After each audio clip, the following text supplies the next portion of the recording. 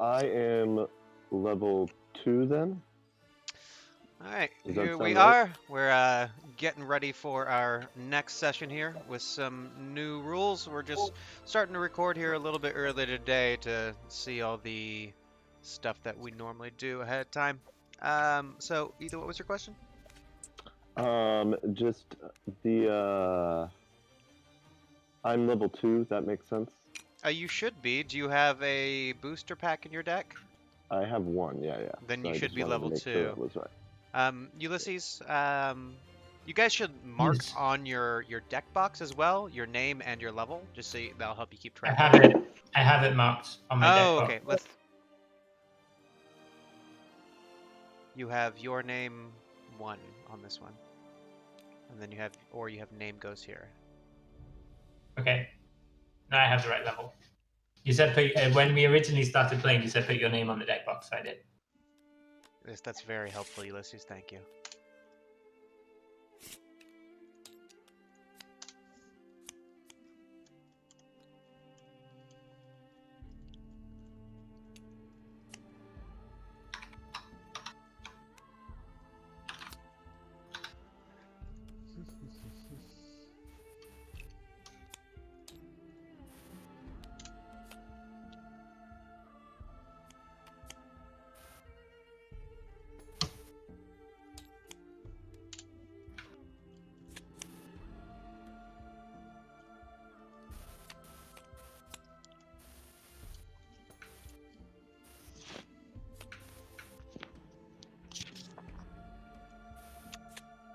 Interesting.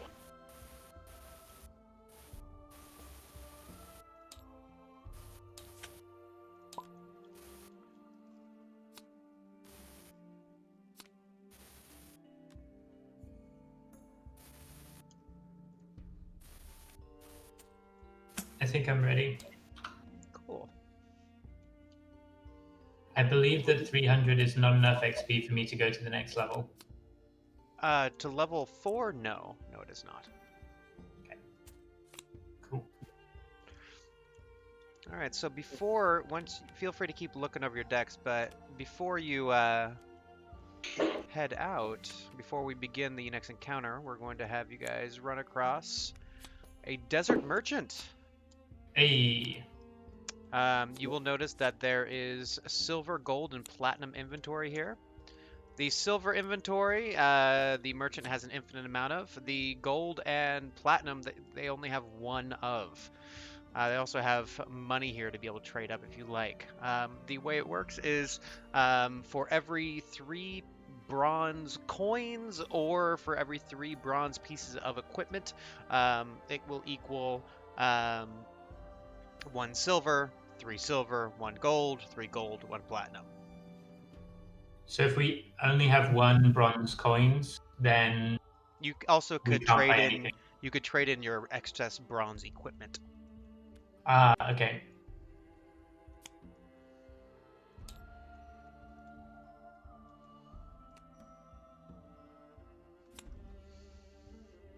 That's pretty cool. So the padded armor I could buy for 1 bronze? No, these are silver. This is silver equipment here. Oh, silver. Okay, got it. So 1 silver All right, I or can't 3 afford- bronze. We didn't start with any money, correct? So if I don't have any money, I don't have any money. Yep, you don't You have didn't money. think? Yep. There has been Where- some loot at the end of encounters, which if you didn't take any, Yeah, there hasn't been any loot at Okay. the end of any of my encounters, but there was there should have been some at the end of last one. Oh, the no, very, the very first one, but the second one, no. okay, yeah. So the very first one you should have. I'm actually got to give you a little bit of extra experience as well. Do you have any experience currently?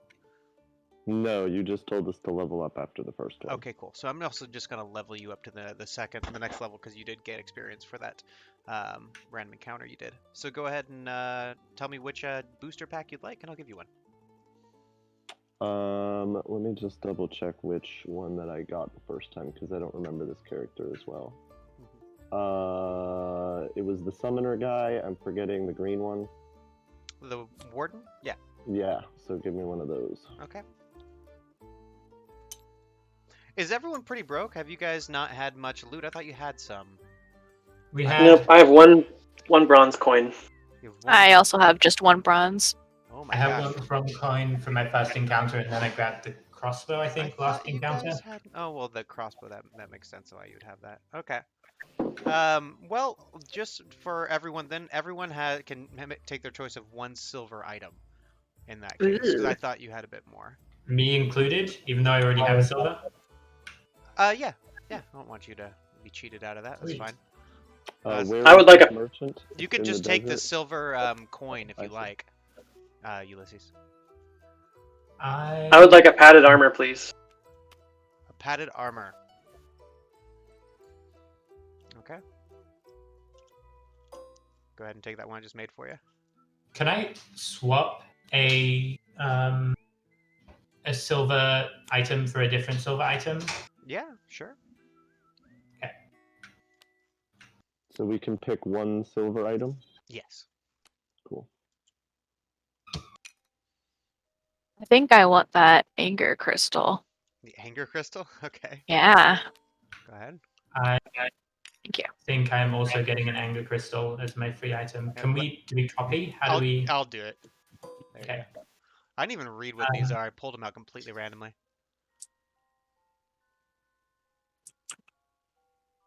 Oh, cool. Yeah, nice. So Ulysses, I just created an anger crystal for you. It's right above it.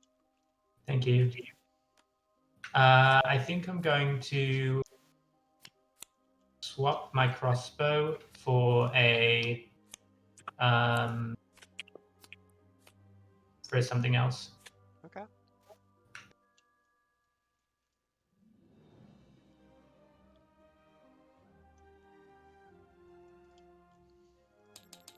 Yeah, I'm gonna swap a crossbow for a short bow. Okay, I promoted. You should be able to just copy, hit Control C, Control V on it. You should be able to do it yourself. Okay. Whoops.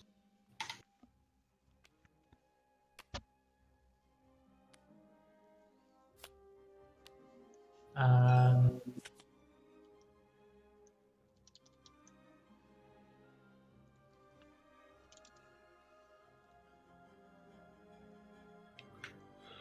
Instead of taking a silver item, can I take a silver coin? You sure can. and I'm also going to trade in 3 bronze things, 2 items and a coin, for a silver coin. Okay. Yeah, sounds good. Although, actually, is there a reason to do that? I mean, just easier to keep track of what you got. No real reason. Yeah, not lugging around a bunch of... Yeah, I guess so. Sorry, silver bar coin. Here you go.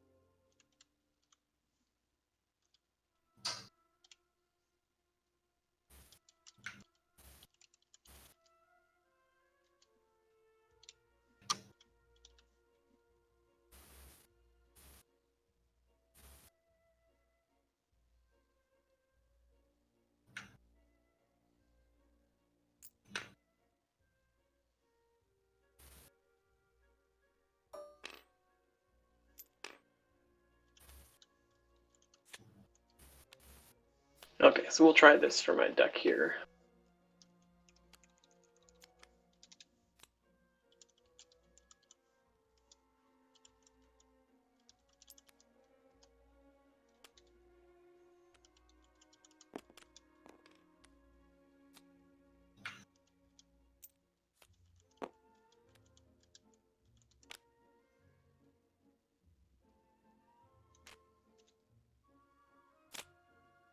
Oh, come on, let me stack stuff.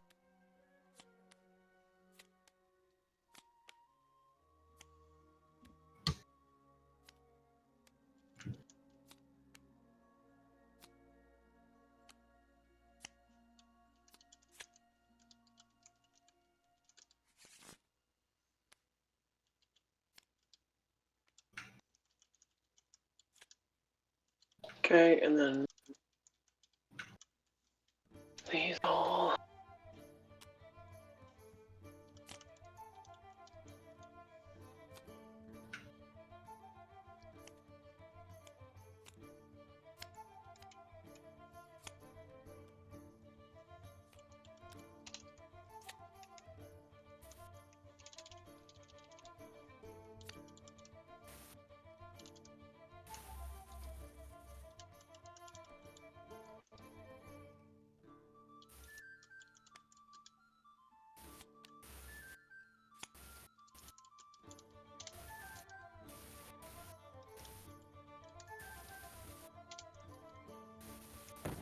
There's like a keyboard shortcut for viewing something you're hovering over, isn't there? It's alt. Hold down Alt. Alt. Alt. Perfect. Thank you.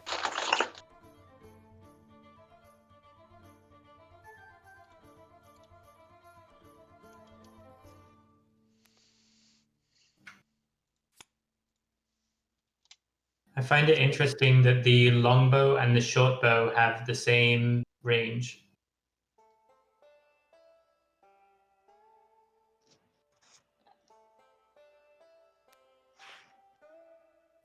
I don't know if it's meant to be like that.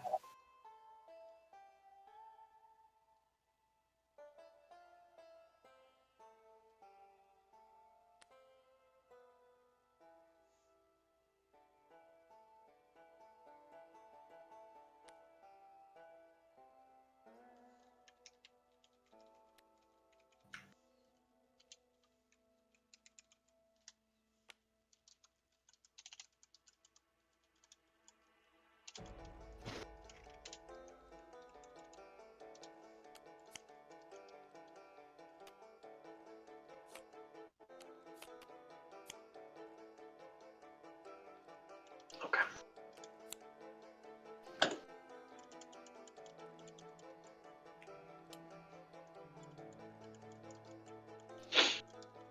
Actually, I'm gonna change 3 silver things for a longbow.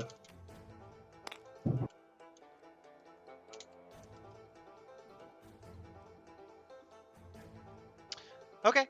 Yeah, do you have control? That was just doing a little bit of administrative thing to for the rest of for what we're gonna do for a session. Do you need me to do anything Yeah, here? I do. No, I've got it.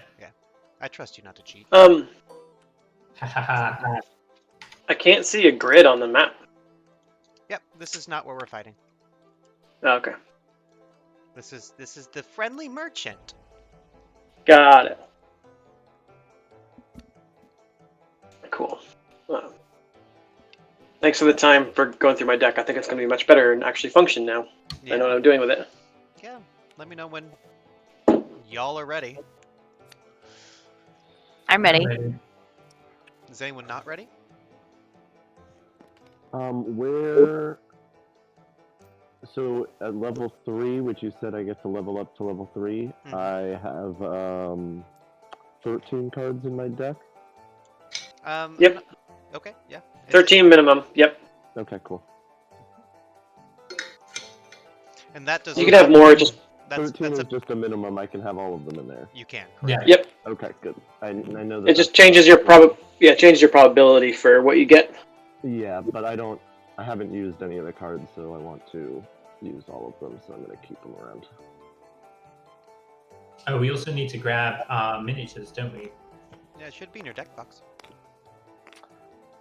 I don't Right. think I saved them in my deck, put them in my deck box. Yeah, I will this time, but I definitely did not do that last time. Oh well, I think I did, Okay, so I can there's pull a out bag of I can pull out miniatures your deck box. Out here. Oh yeah, well you can just pull it out of the character miniatures, I guess.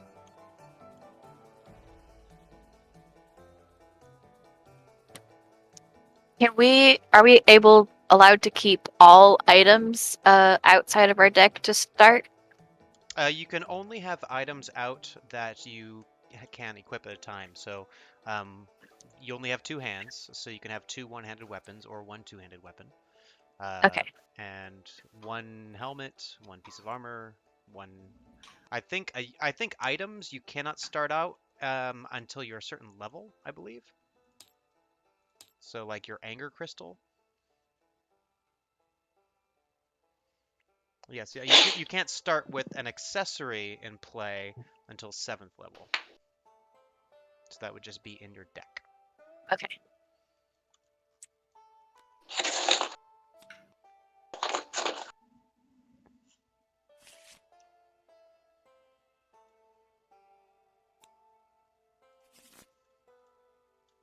Oh no.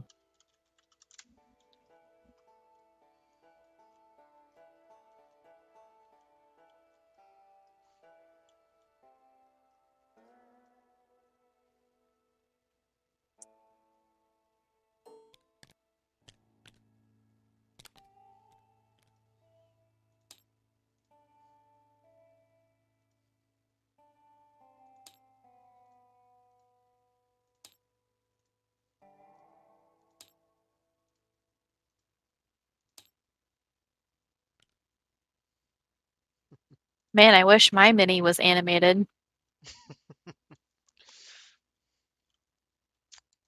Yeah, well, you're a suit of armor. You're very still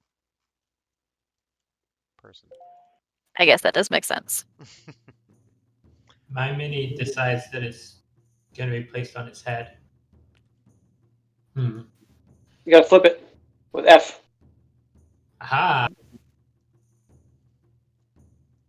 Hey, keep the minis off the board for now, because I'm gonna be packing the board up, and anything that's on the board will disappear.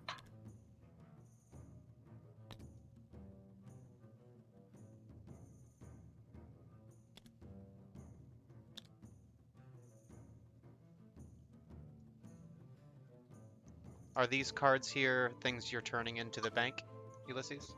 Yes.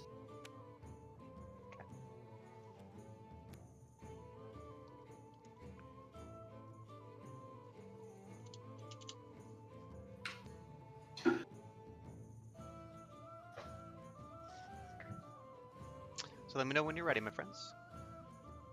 Ready. I'm ready. Ready as I'll ever be. Just one moment. I'm having trouble dragging out of the. That's because Mini Ulysses bag. is still searching the bag too. Ulysses, stop searching Sorry. so he can pull out of Sorry. it. There you go. There we go. Thank you. Did that work?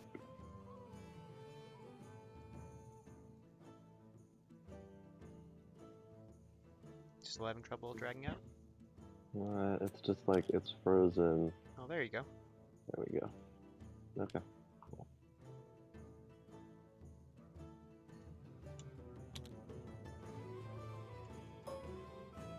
Now I've got this thing stuck in my middle of my screen, but that's okay. Okay. Okay, here we go.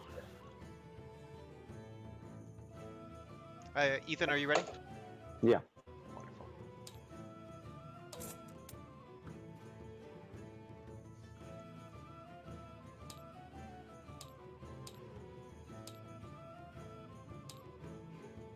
Ooh. Ooh. Totally just took push out of my deck.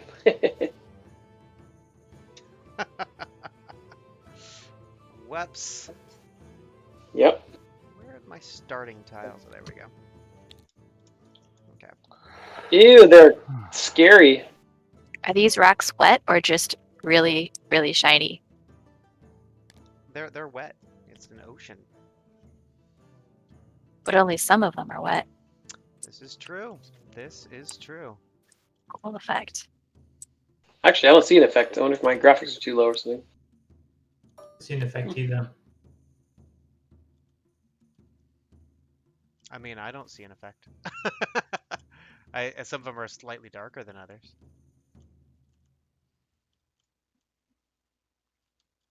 For me, 3 of them are really shiny and the rest are matte. Oh, Yeah, I interesting. see that too. I don't see that. Yeah, neither do I. Interesting. Yeah, these 3 clumps in the middle are very shiny.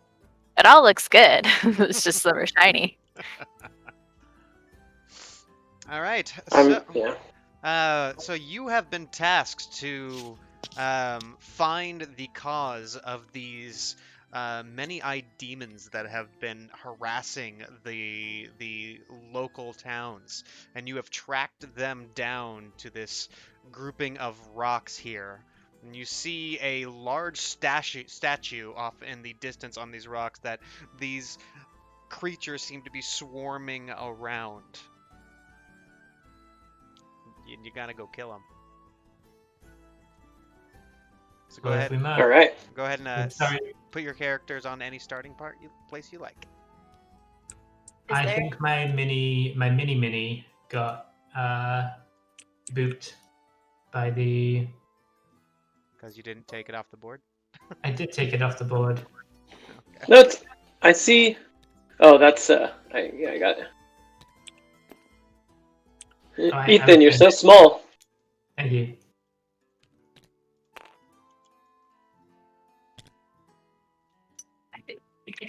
I think yours might just be really big. Well, my plate thing is smaller than the starting things on the square. So, does that got me? Okay. Alright, there you go. Cool, so we're going to be doing initiative a little bit differently this time than we've done it in times past. What we're going to do is we're going to try to keep any table talking to an absolute minimum. Feel free to talk out of character if you like, but anything relating to the game, I do not want you to say anything at all. No tips, no nothing, no what you're going to plan to do. If you do so, I'll give you like a warning the first time, but if it continues to happen, I'm going to end up taking away your turn, because your turn will have been you discussing strategy.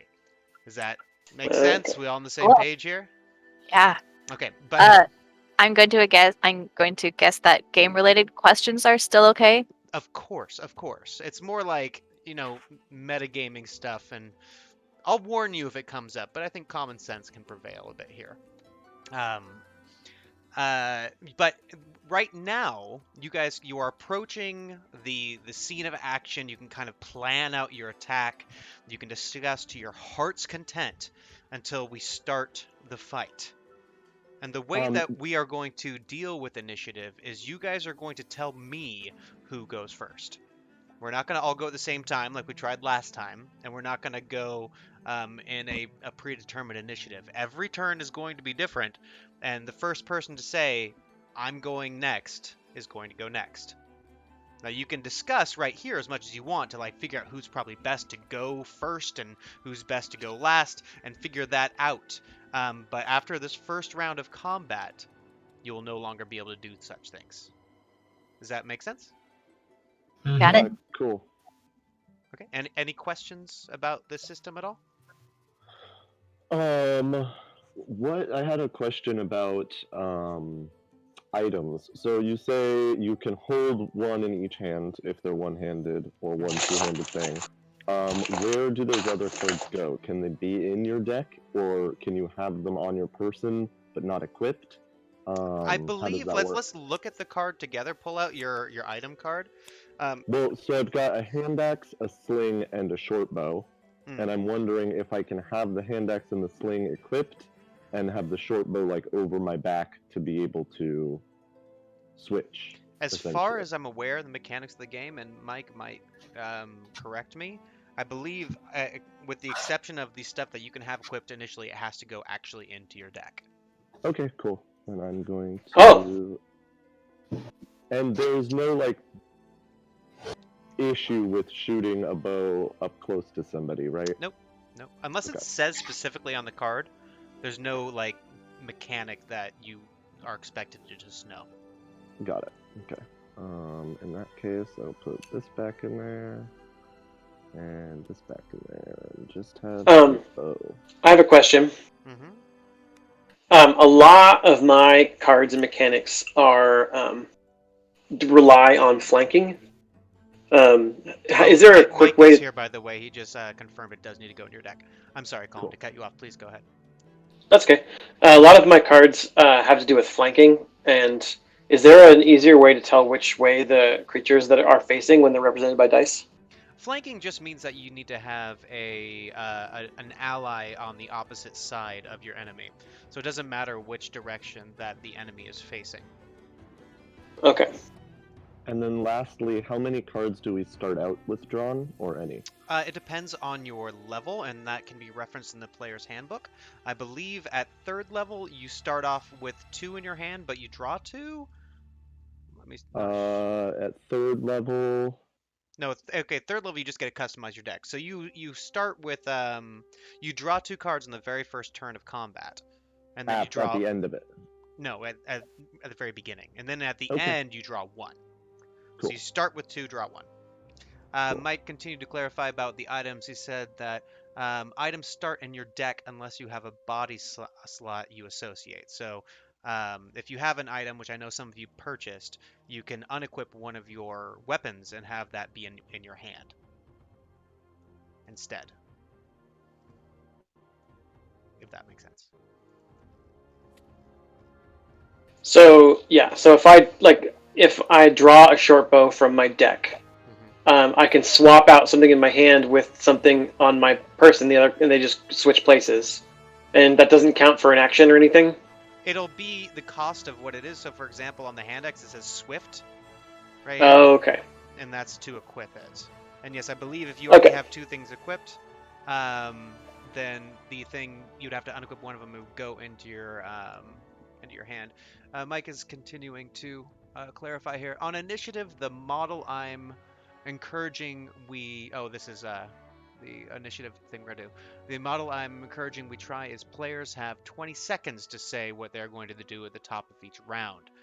Think of this as shouting and signaling to each other. Okay. Then the first player to say I'm going first goes first, second, and so forth. Okay, so at the beginning of every round, you guys will have like 20 seconds to shout something hurriedly.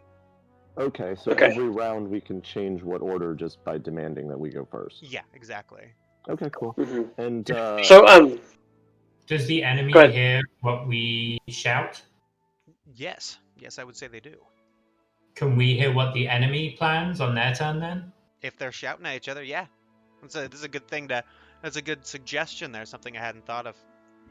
Okay. I mean, it depends on what you're fighting. Like, if you're shouting at each other and you're, like, fighting some bandits or something, I think, yeah, they might hear what you're doing, and that'd be a cool little element to play into it. But if you're fighting a bunch of, like, eye demon thingies and a statue, whether they can comprehend is who knows. Okay. Cool. Okay, and then last thing, I have an ability called Vine Wall that says summon 1d6 walls of vine. Do they have a size? I would assume they take up a square. Okay, so I'm assuming that I can't throw that up and then shoot through it. I mean, it would act as cover. So if you can't see past it, you wouldn't be able to shoot through it. Okay, it's very, very simply worded, and there seems to be a lot of room for interpretation, but I'll just assume it creates 5x5 blocks of vine. 5 by 5 blocks. That's the way I'd read that. 1 square. Cool. It's a wall.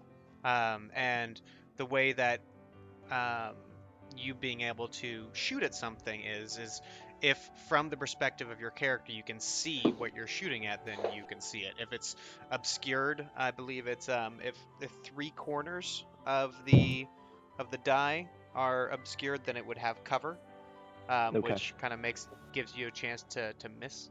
Does that make sense? Yeah, that makes sense. And then just real quick, because I haven't played with all of you guys, because we would be aware of this as fighters, what do you mostly do, and what races are you? I was just about to ask that. Species, rather. I am. Yeah, go Go ahead. ahead. I'm Alphonse. I'm a metal bound, martial, and heavy on the defense with some hard-hitting attacks and support stuff. Sweet. I am an orc. and I am a very roguish, so I will want to be flanking as much as possible. So I'm going to try to to get around to the other side of things that you're close to or other people are close to. So if you want me to, yeah, well, basically it's like if you want me to get my bonuses, sometimes like don't run away from a creature and stay next to them and distract them so I can get behind them, kind of thing. And your name is Clark? Clark! Cool. Yeah, and then Clark he's sneaky because birds are sneaky, and he desperately wants to catch and eat a bird, which is his life goal, which is why he joined the Ravens Guard, because he thought that he would get to do this because he believes that if he eats a bird, he will gain their ability to fly. Yeah, doesn't he have a weird obsession with anything that flies or is thrown or moves through the air?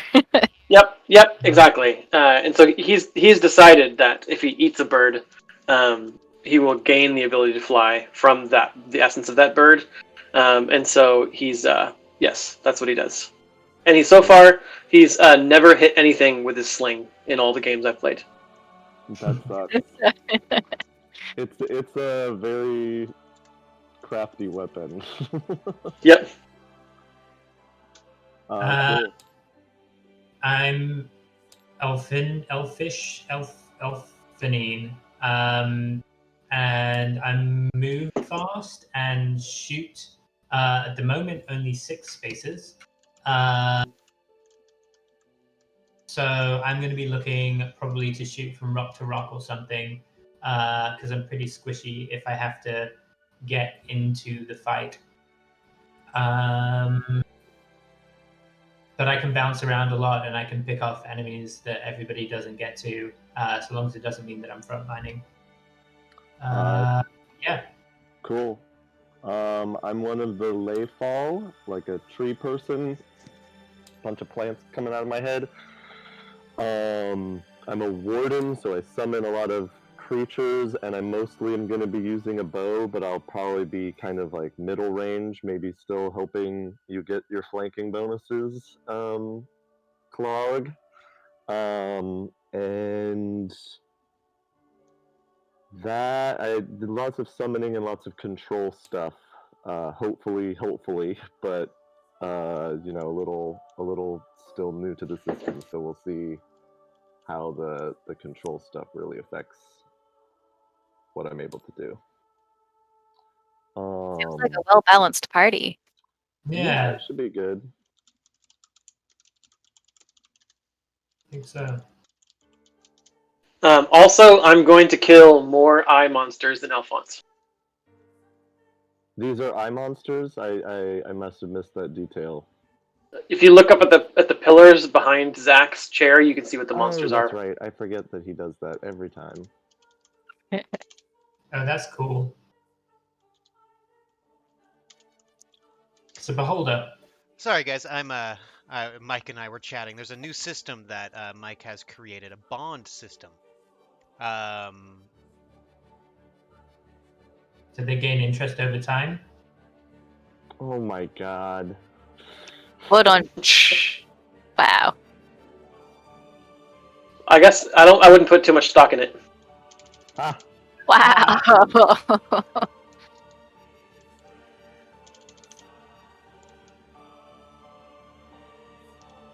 I mean, I guess you could if you had interest in it. Can I go now? I mean, wow. You guys deserve each other. You should Really never leave each other. Yep. I would say that actually. Go ahead, Francis. Well, I was going to say it. I am not speaking in puns right now. I'm really not. I was just about to say that. It'd be also fun to keep the same bond that Alphonse and Clark had before. Oh, we definitely are. Yeah. Okay, so what was That's that? why I said I'm going to kill more than you. We are extremely competitive. Okay, yeah, I'm going to see if I can find something for you. Buried Alive, Willed, Friends of Luck.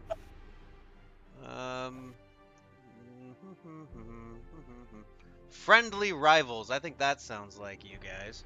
Yep. Yep, that's what it was. What do you think? Mm-hmm.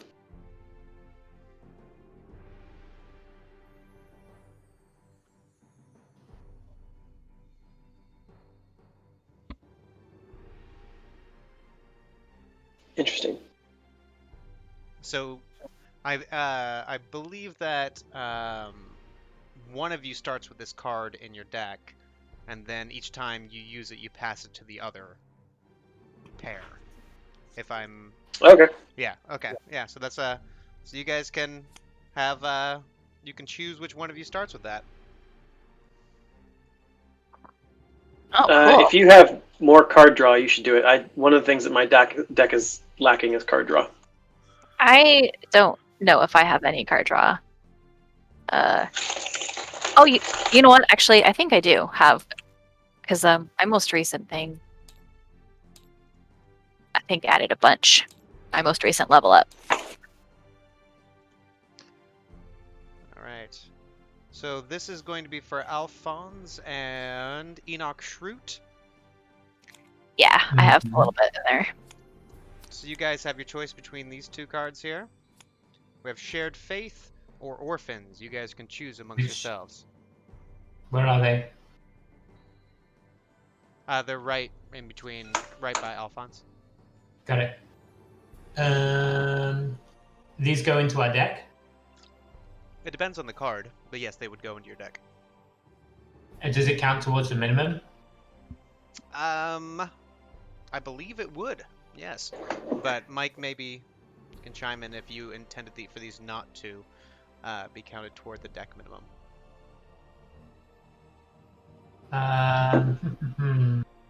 Interesting. So these are like the new mechanical way of showing the roleplay relationships. Mm-hmm. Interesting. Yep, and also would allow for the Mike saying, oh, only ability cards count towards your minimum, apparently. So apparently background cards. But corruption. Corruption doesn't then. Corruption does, I believe. I believe it does. Is that? As far as I know, corruption has been counting towards the minimum. Yeah, I have 13 cards in my deck, 2 of which are corruption, and 13 is my minimum. Did I do it right? I believe you That's did. what I have to do. Oh, corruption does not count towards your minimum. Oh, corruption does not count towards minimum. Okay. I thought, so I must have misheard when we talked about this last time. Take more. Okay. Things. It's difficult So to keep track because then I look at the deck total and it doesn't line up with the minimum. So Shared Faith and Orphans are the same, right? Yeah, they are. I think the only thing different is the name. Yeah, but Okay. you look, So at, it sounds you look at the like- flavor text at the bottom. It's kind of like, what is the thing between you guys? Oh, there it is. Oh. Wait, but we each take one of them? Oh, no, we choose. Okay, got it. We choose which one we want. Are we orphans together, or do we have the same? Let's say we're orphans together. I mean, I'm digging that one more, if that's okay with you. Yeah, we can both be orphans. Sweet. I'm kind of. You can. I have my other bond card, so you can take this one if you'd like it. Put it in your deck. Sure.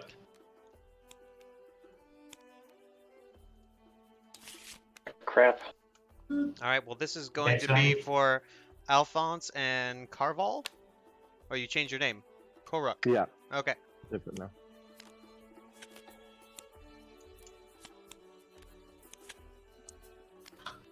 Murdered. I think I need to put 2 more cards in too. Killed by the same hand.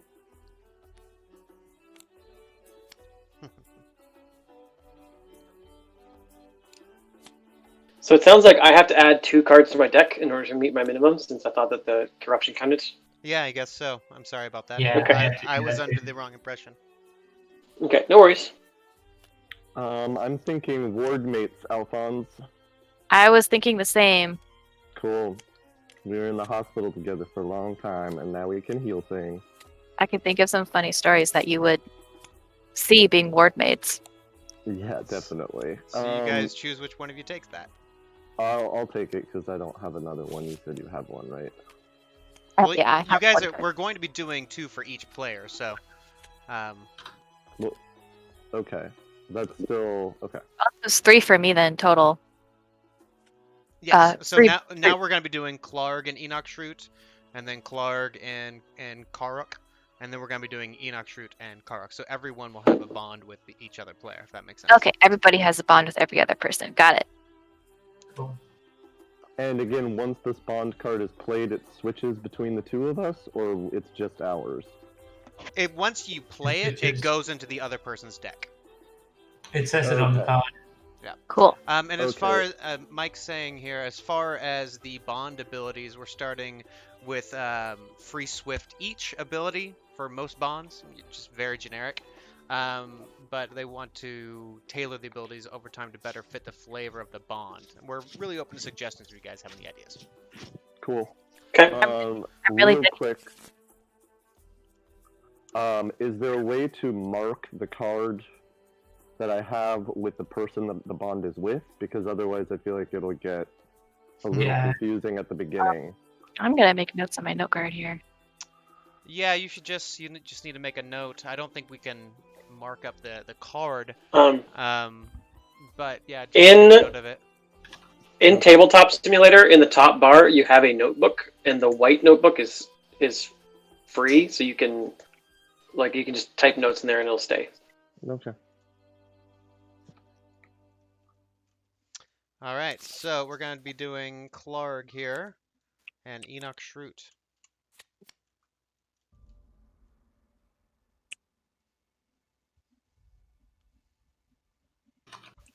So I'm writing this one down.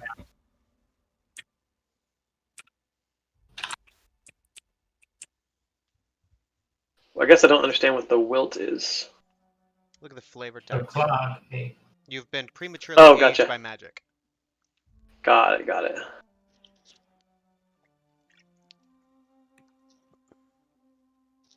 Yeah, make up a story if it Wow. helps you make these bonds more vivid. The whole purpose of the bonds is to force you to practice Very and dis- remember who you are.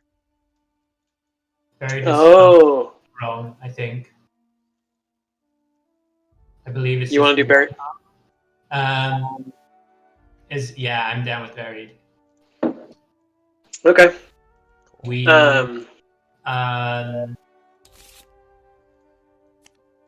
you were chasing a bird. Okay. And you ran into me while I was chilling out by the well, and we fell down together into the well. Okay. And okay, that sounds good. Yeah, are you down with that? Mhm. Okay. Yep. And I tried to fly out, but it didn't work, and it just redoubled my my need to Right. be able to fly. But I spent a lot of time explaining to you that I will be able to fly. Like, don't you worry. Yes, a lot of time. Had this Yeah. All right, All right, go for it. I'll You take can it. on. All right, so this is going to be for Korvak and Clarg.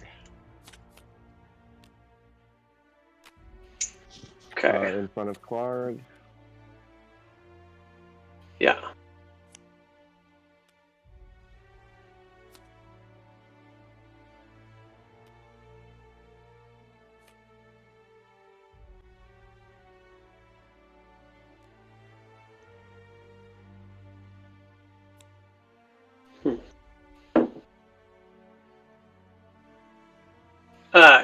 I think we should do Campfire Duo because Clark is not lucky at all. Yeah, do you have bird songs that you sing? I don't think so. He's more likely to tell stories than sing. Okay, and I'll hum underneath your stories. Okay. Cool. And like more than once, you've made bird sounds that made me think that there was actually a bird nearby that I went chasing for no reason. I pretty consistently try to trick you with that. Yeah. I'm Okay. a tricksty little fey creature. So Korvak and Enoch Shroot, sole survivors or family? Do you want the card, Clark, or should I take it? I have one. How many do you have? I I guess we one. each get. Okay. I'll take it. I'll shuffle it in. You can take, and then you can take the next one. Because Yuli, do you have one or two in your deck? I have one at the moment. Yeah, my Okay. next bond I will get one. Okay. Wait, So this is between me and Enoch Shroot? Mm-hmm. but then Everybody should have Everybody should have two, right? 2. Yeah, I No, think. that's not true. Do I only have one? I have 1. Anyway, it doesn't matter. What are you going for? You're Elven and I'm Fayish. Yeah.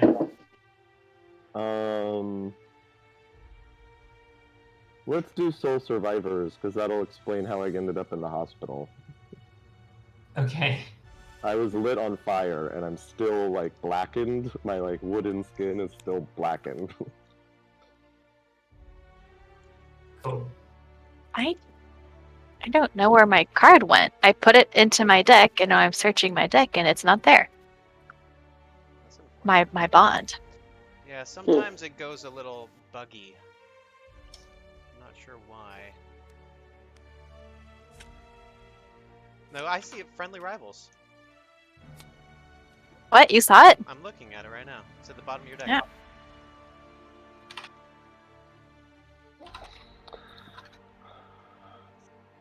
Okay, so I have 2, Yeah, it's at the very bottom of your deck. and everyone else has 1? I've got 2. Okay. I have one. Yeah, that makes sense. That math's right. Okay.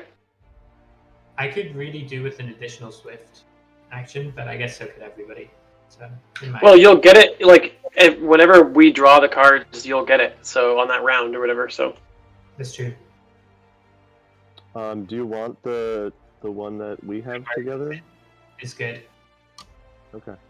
Yeah, this is going to be interesting, how it changes deck probabilities and stuff like that, with, like, drawing cards plus... Yeah, I'm feeling it's, like we should, with cards like this especially, we should consider increasing the minimum deck size, and I think we just need more cards in general. But that's just my I instinct disagree. right I now. like the small minimum deck size. I know but- you like it, but whether it's balanced or not, I think like it should be a very specific type of deck that runs out on turn 2, not every deck being like that. I didn't even get through my deck in the last There we combat, go. so... Yeah. These cards are really designed to support the new initiative approach, aiming to keep things Right, more yep. strict on metagaming overall, but then break the metagame rule for rounds with bonds. Just because you know each other so well, they can do additional planning and strategy. Cool. Cool. So you see this big statue-looking thing that has a bunch of beholder-looking demons hanging out around it. Yeah.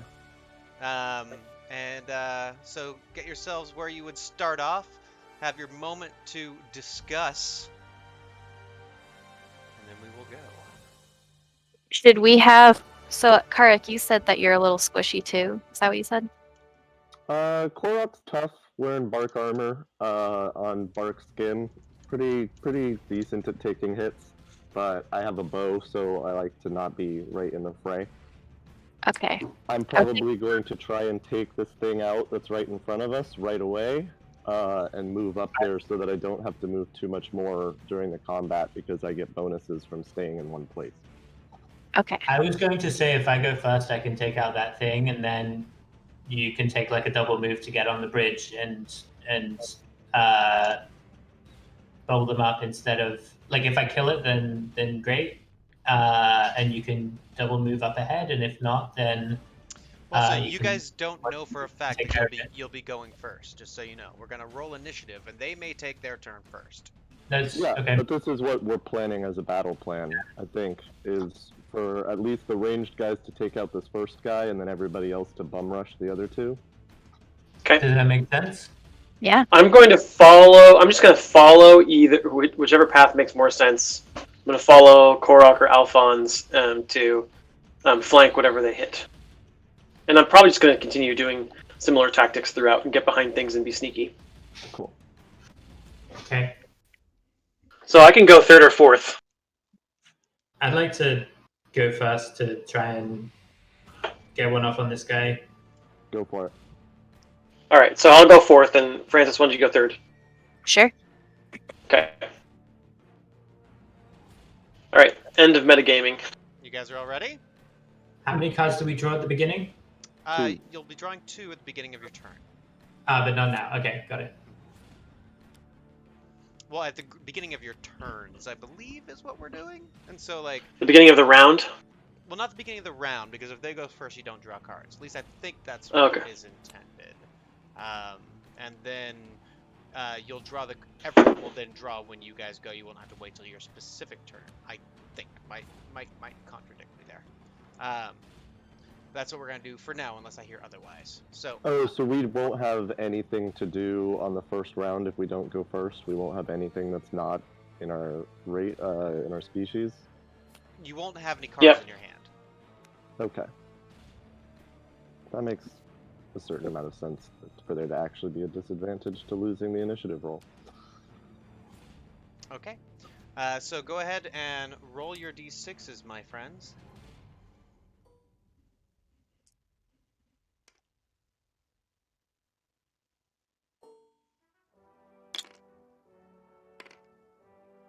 Nice. Switzer bringing us down. We're gonna, well, I'm gonna say that's an average of 4. I'm gonna say that's an average of 4. Okay, so you guys go first. So who's going first? Sweet. I'm going first. All right, do your thing. 1, 2, 3, 4, 5, 6. Okay, so I'm gonna move. They can move past me, right? Yeah, gonna move yeah. They that. just can't end on your square. So this is in a range. Oh, I need to draw first. Sorry, I'm gonna be a bit slower That's because fine. of RSA. That's fine. So yeah, you guys can all draw your 2 cards now that it's your turn, just so you can like be seeing what is in planning. Okay.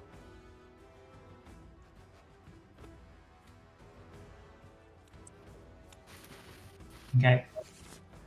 Cool. So immediate. I'm going to use my Swift and put a token on this so that my next attack deals 1 additional damage. And I'm going to fire with my longbow, which is make a basic range attack 6 for 1d6 plus 1, and if I roll a 6, I may deal an additional 2 damage. Nice. You're aiming for its eyeball. I am aiming for its eyeball. Cool. Do I just roll a d6 then? Yeah. That is correct. Okay. That's going to be 3 plus 1 plus 1 is going to be 5. 5? Wonderful.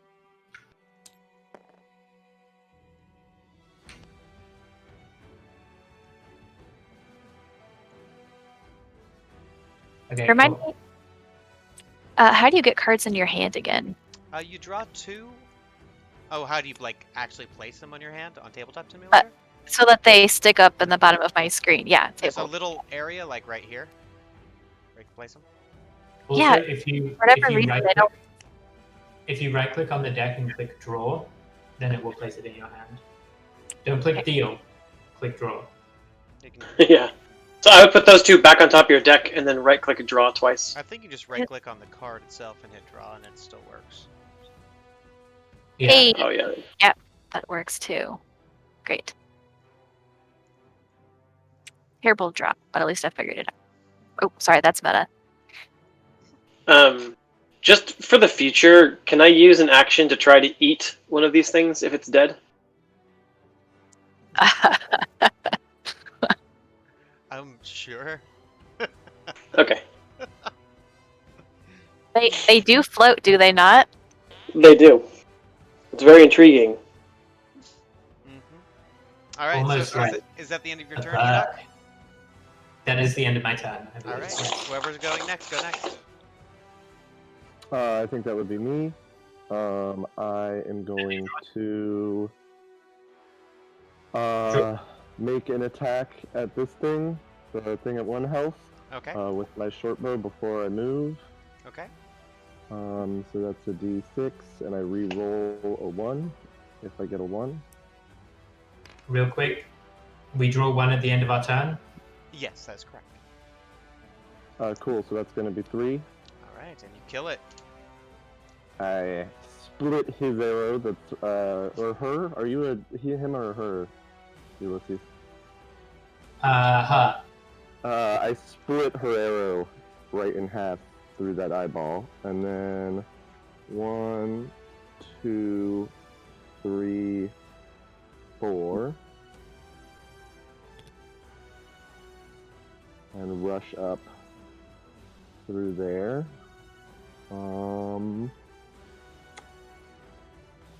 And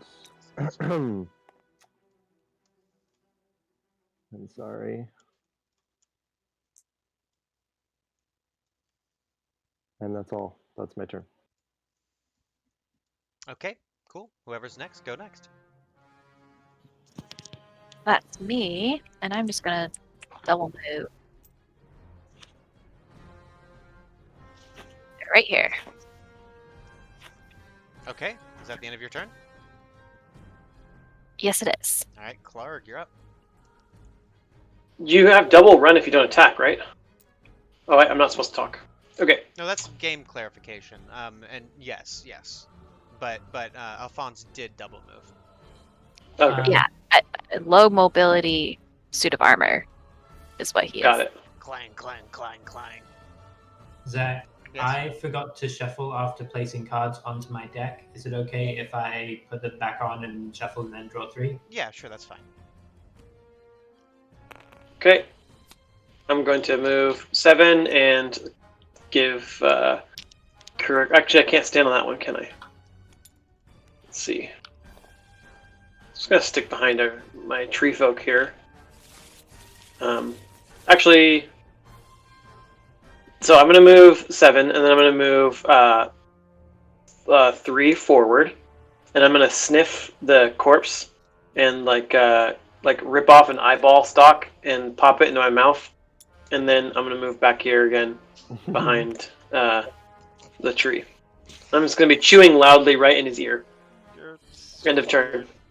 That's I disgusting. love that. I love Amazing. that. Probably very squelchy sounding, I would I imagine. love that. Okay, cool.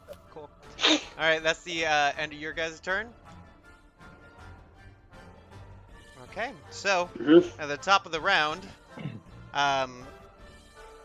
the 2 more of these beholder things appear right next to the statue.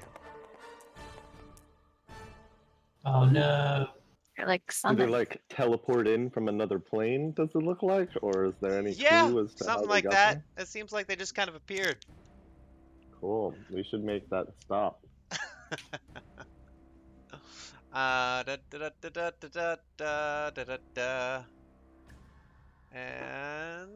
yep, that's the end of that guy. All right, cool. And now I'm going. This is the fun part.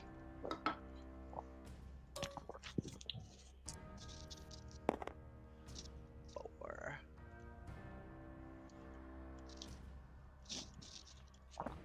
All right, so it's going to shoot a. This guy right here is going to float up here. And see, that's a 1, 2, 3, 4, 5, 6. Yep.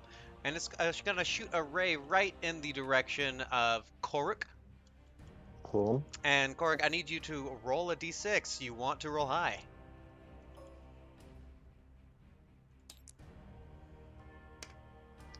All right, Well. you are going to immediately attack Clark behind you. Oh shit. Okay. So with my short bow, Yes, whatever weapon you have. I'll allow you to choose if you I want to just choose. have the short bow. Okay. Hold on 1 second. Swift actions can only be made on your turn, correct? That is correct. That's correct. Immediates can be used whenever. You can do something in response to this if you can.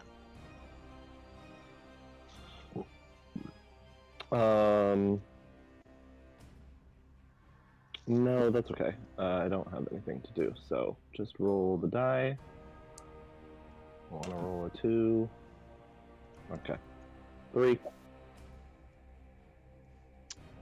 So Koruk turns around and fires his short bow right into your gut. Corval, you have 3 damage coming your direction, unless you can mitigate it in any way.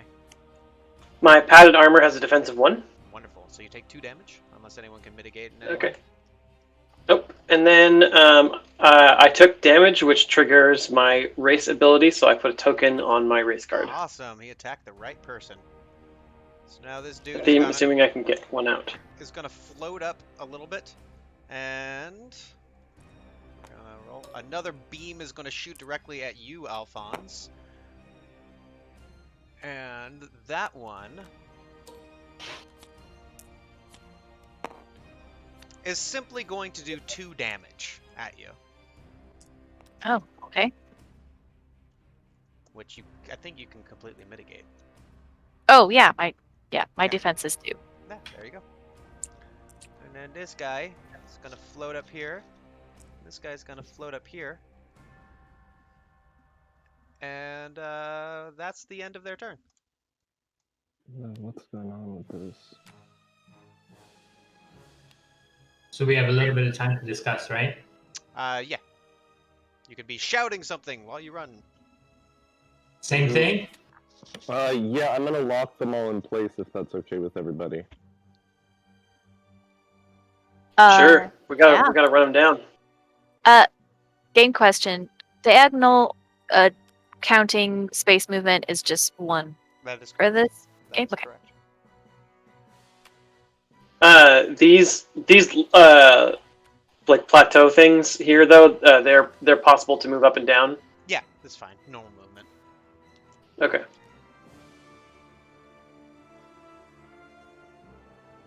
Cool. All right, go ahead, guys.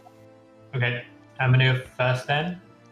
I'm gonna set myself up over here, which is still in 6, which is still in range of my longbow.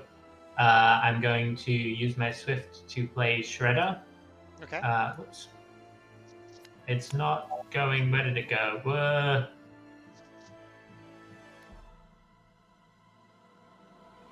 Okay, there we go. I think.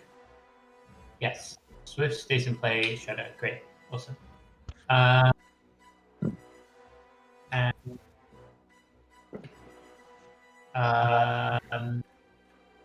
I will shoot my longbow at this one in front. Okay. Yeah. So that is rolling a d6.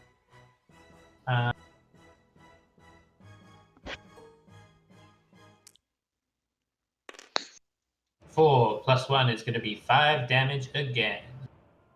Okay.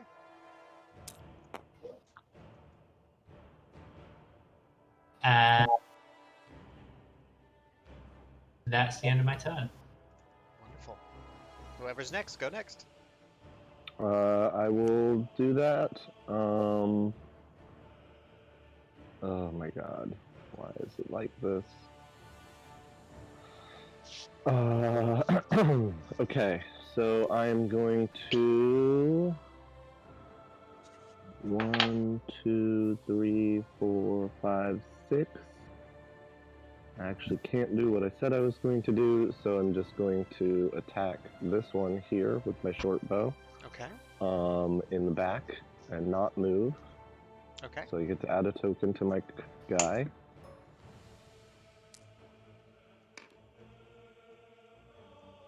Hey, That's nice. 5.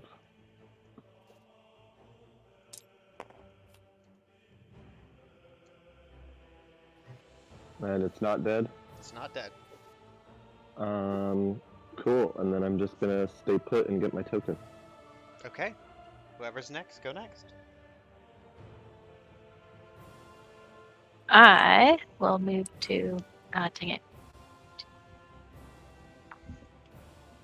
To here. I'm going to. Oh wait.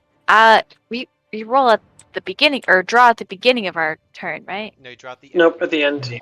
At the end. Okay. You So I should have- At the beginning, you start at the beginning of the entire combat. You start with a certain amount of cards in your hand, but you never draw at the beginning.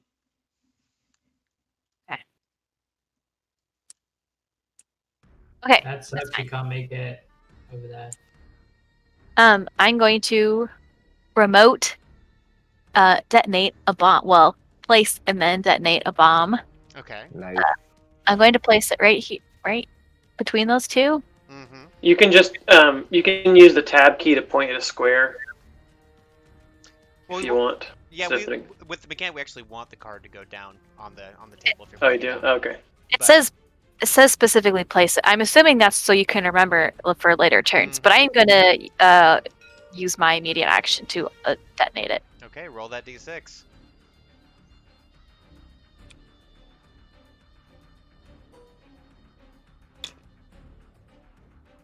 Wow. How'd you roll a Wow. 0? Wait, how do you roll Because you actually rolled into your deck box. It like the what? dice bounced into your deck box. Did you click on the? just click. Yeah. On Yeah. Oh.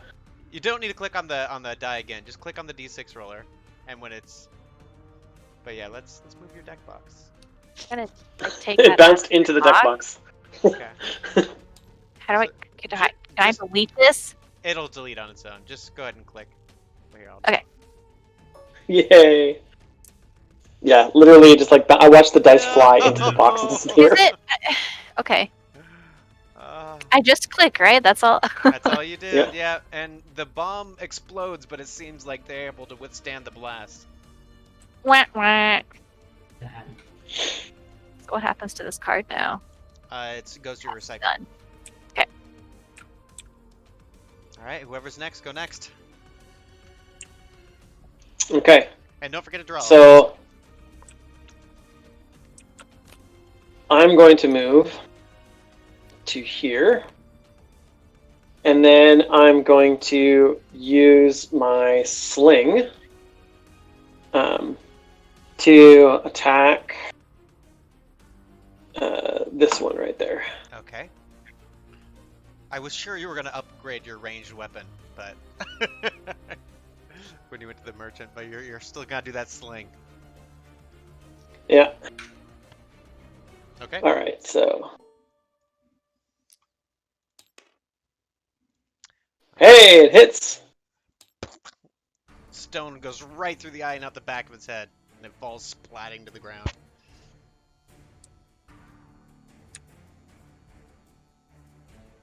I'm very proud of myself, and then I will draw a card for the end of my turn. Okay. Is everyone done? I think so. Okay. Well, Buried this alive. thing is gonna float up here, and that's 1, 2, 3, 4, 5, 6. You're out of range. 1, 2. This is gonna go here, and then 2 more appear. All right, let's get rid of that big Oh, rock boy. dude. Man, the rate of infection on this guy. Super spreader. All right, and then we're gonna have it's gonna turn its eye toward you, Clarg, because you're right in front there, and you are going to attack Alphonse. Oh, I need you to roll first. You want to roll high to resist this. If you roll low, you're going to be attacking Alphonse. Cover doesn't matter for this? I mean, not really. You rolled low, so you're going to be attacking Alphonse. Okay. Oh, yeah, it's a beam. If you can in response to that, put a wall between the beholder and Clarg, it will not work. Oh, I just mean that he's not on even foot, like he's behind something, kind of. I mean, as long as you can see him. Sure, I'm just asking if you can see him because there's something in front of him. I don't know how the terrain works. You're talking, yeah, I mean, he's literally standing right in front of him. He's not behind cover at all. Oh, it's that one. Sorry, I thought it was one of the ones in the back. No. Okay. So I will turn towards Alphonse, and I don't have any movement, so I'm going to have to use my sling again.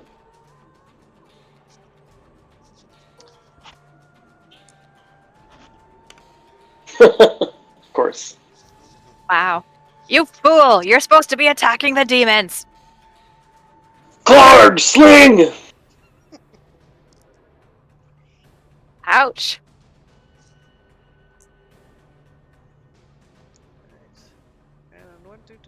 And this one is going to turn its eye towards you, Alphonse. And I need you to roll a d6. You want to roll high.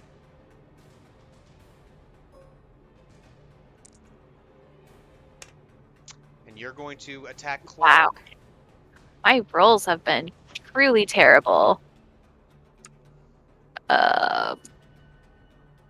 Make a basic weapon attack. Yeah. I guess they are equal damage. All right. Can that even happen from that distance? Well, They're 2 away, right? I mean, Yeah. It's a mind control thing, so if you can only attack with a melee weapon, you can move and attack him. I can attack with my sling. Okay. It's the same amount of damage either way. It's your choice what you're gonna do.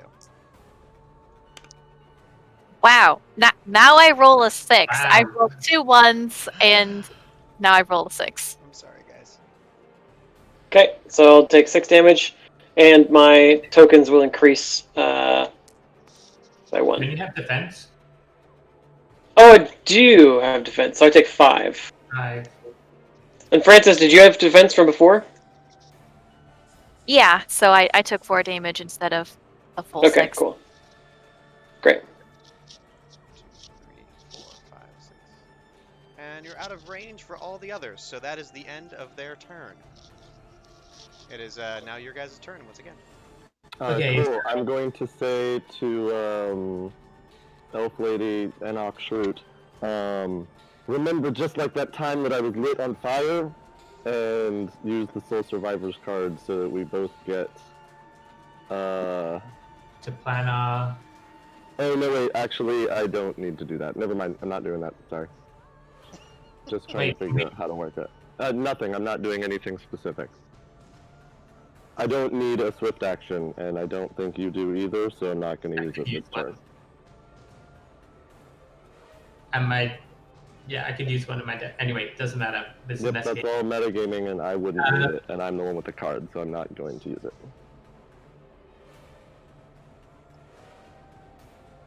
Okay, so I'm gonna yell. I'll take the next one. Real quick. I do have the buried alive card we can use if we want to take our turn together, Yuli, this time, or we can save it. Whatever you want to do. It's your card.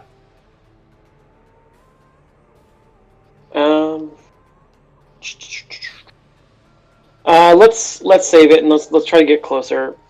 I think what I will do is I will yell out that I'm going to try to charge the other side of that bridge, because I'm going to go into the fray and charge the bridge where they're all getting created over there.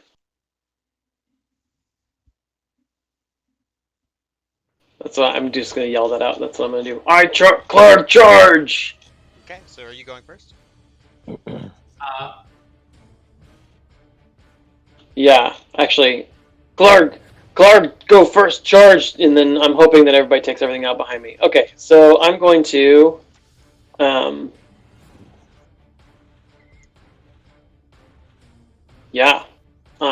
just going to double move. 1, 2, 3, 4, 5, 6, 7. 1, 2, 3, 4. So that's good. I'm going to go to here. Okay. And I'm going to... Yep. And then let's see if I have a swift... I have a swift attack. I can use that because I've used...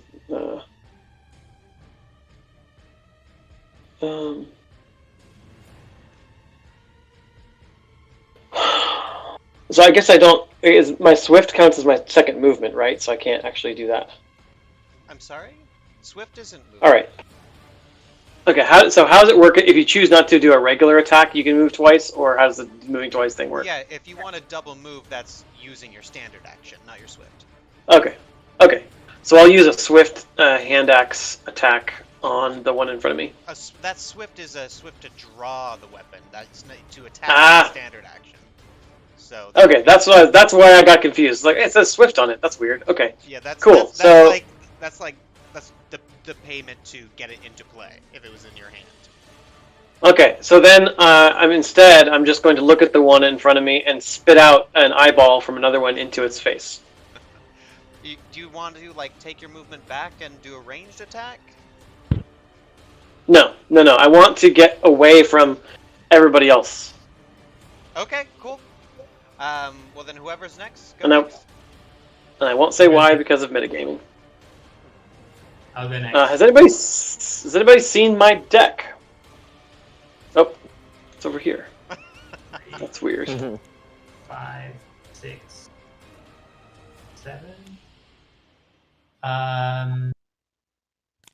Yeah, I'm gonna place myself over here. Boop. And as my swift, play Foresight, which means I don't get to do my my racial thing this turn. But I do get to play with this card revealed. Whoops, that flipped the whole thing. And I can play that possibly. What is it? Okay, cool.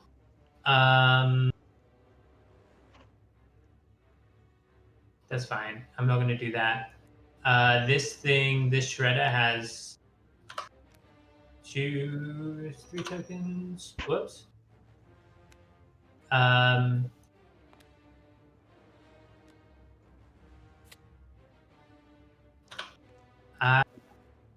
not going to do that one either, I don't think, yet. Cool. Sorry. Clicked out of the program. There we go. And I'm going to attack the one with more health that's right in front of me. Okay. With my longbow. Okay. Yeah. Make that attack. You're using Shredder? No, I'm not using Shredder. Okay. I got a 6 plus 1 is gonna be actually plus 3, I think. Yeah, and Roll, make a basic 6. decimate If you him. roll 6, yeah. So that's gonna be like 9 damage. Mm-hmm. You did. He's very dead. And that is the end of my turn. Yeah, so I'm gonna draw this. Okay. How deep does the water look? Pretty deep. Is swimming something you can do at like double the movement? Yeah, it'd be difficult terrain. Cool. So I'm going to go 1, 2, 3, 4 to be right here behind Alphonse. And then I'm going to summon a spider companion.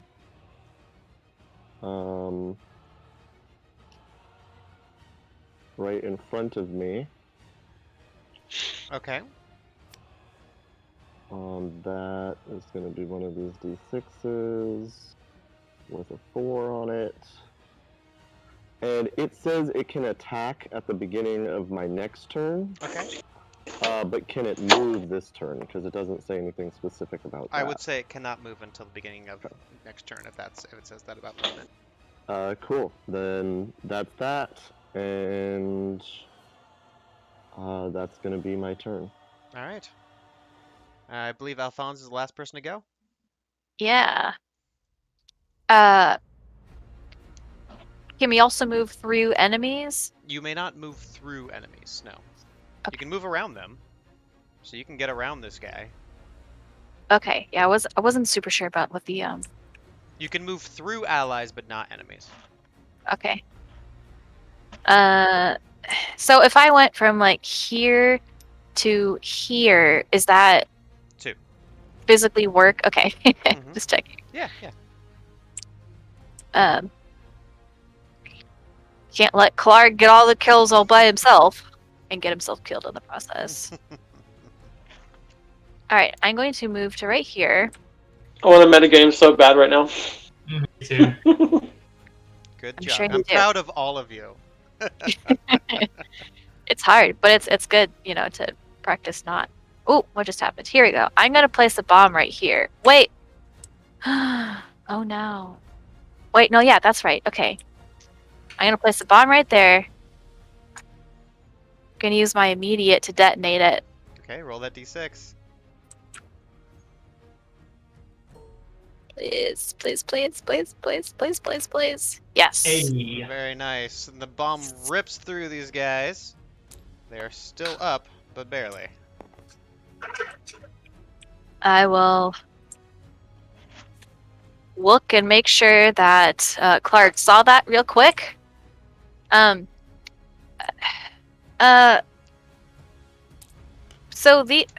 I know that generally weapons are swift. The bomb says standard. Is that separate from swift? Do I still have a swift? You should still have your swift, yes. The Okay. bomb, the standard, I believe, the bomb, it was a standard to throw it and immediate to detonate it, and then you should still have your swift. Right. Also, that should be in your recycling. Did you put them back in your hands? So it says immediate action, return this card to your hand, deal the damage. Yeah. Oh, this is an old one. Yeah. This should have been updated. Oh, okay. Yeah, I do remember last time thinking I had like 3 bombs in my hand because every time I use them, they just went back again. I remember. think the new card, I think it's because we saved this deck and it hasn't been updated. I think it's supposed to be roll high and it goes in your hand. Okay. So let's do I did that. have 2 in my hand anyway. You're just an explosives expert. I drew 4 of them in my when I leveled up. Oh, It was kind of ridiculous. That's Yep. insane. Okay, so I'm fine just saying I recycled that one. Should I roll for you said I roll a d6 Yeah, to see just if it roll stays in my d6 hand? for each one that you've played so far, and if you roll high, it goes back in your hand. If not, it goes into your cycle. Yeah. I think that's the way the wording on the new card. So yeah, that one goes back in your hand, and then roll it again to see if the other one went back in your hand. And it did not, so we're good. Okay. All right. Sounds good. Then with my swift action, I am going to use my little sling. Your sling is a standard action. Swift to draw it. Oh, okay. Oh, right. Swift I ran into that exact same thing. It's very confusing that it says Swift on it like that. Yeah, I mean, it'll make sense once you get used to it. You know how, like, in Magic it has the payment cost, but... And then, like, in the text it would have it, but maybe we should make it a little more clear some way. Yeah.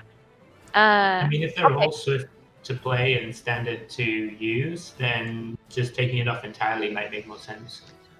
I don't know if they will. Possibly. We like having the ability to, like, having everything spelled out for you, but it's not the worst point in the world. In that case, my turn is over. Okay. Okay, cool. So this guy is still alive somehow, and he's gonna roll a 1d6, and his eyeball is gonna turn onto Enoch. If I if I use Chainborn, somebody drew a card into my hand. Someone dealt cards. But maybe that was me, but it's still, it's still in front It's of me. definitely you because I have you dealt cards to all of us instead of just drawing one for yourself. That's so strange because as I was looking at it, I was like, all right, I have to make sure to click draw, not deal. I must have clicked deal anyway. But I put it in front of you on your mat. Okay. Yes, Ulysses, if you have an immediate that moves, you would dodge this attack coming at you. Okay, great. I'm going to dodge this attack coming at me by Wonderful. using my free immediate Chainborn. Nice. It's like you know how to dodge a whip.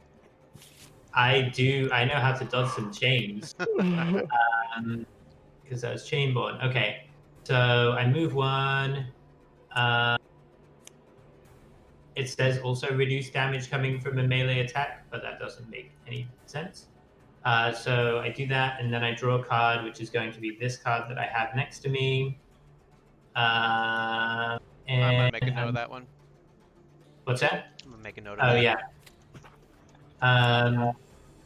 And I mean, maybe if you are dealing, maybe if you're in melee range, then you want to dodge and stay next to the person, but I don't know. Well, I think that would still just make it so you miss entirely. I think that's how the mechanic works, but we'll figure it out.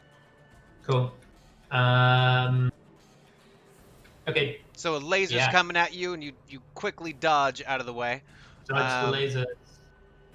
And then this one's gonna have a laser coming at you. At who? At you again. Oh, And me this one again. is going to be a blackish laser that shoots out at you. Okay. If I use my immediate to summon Shadow Self, will that take the damage instead? What's Shadow Self do? You already used your immediate. That was a free I did immediate. not. It's a free Oh, immediate. okay.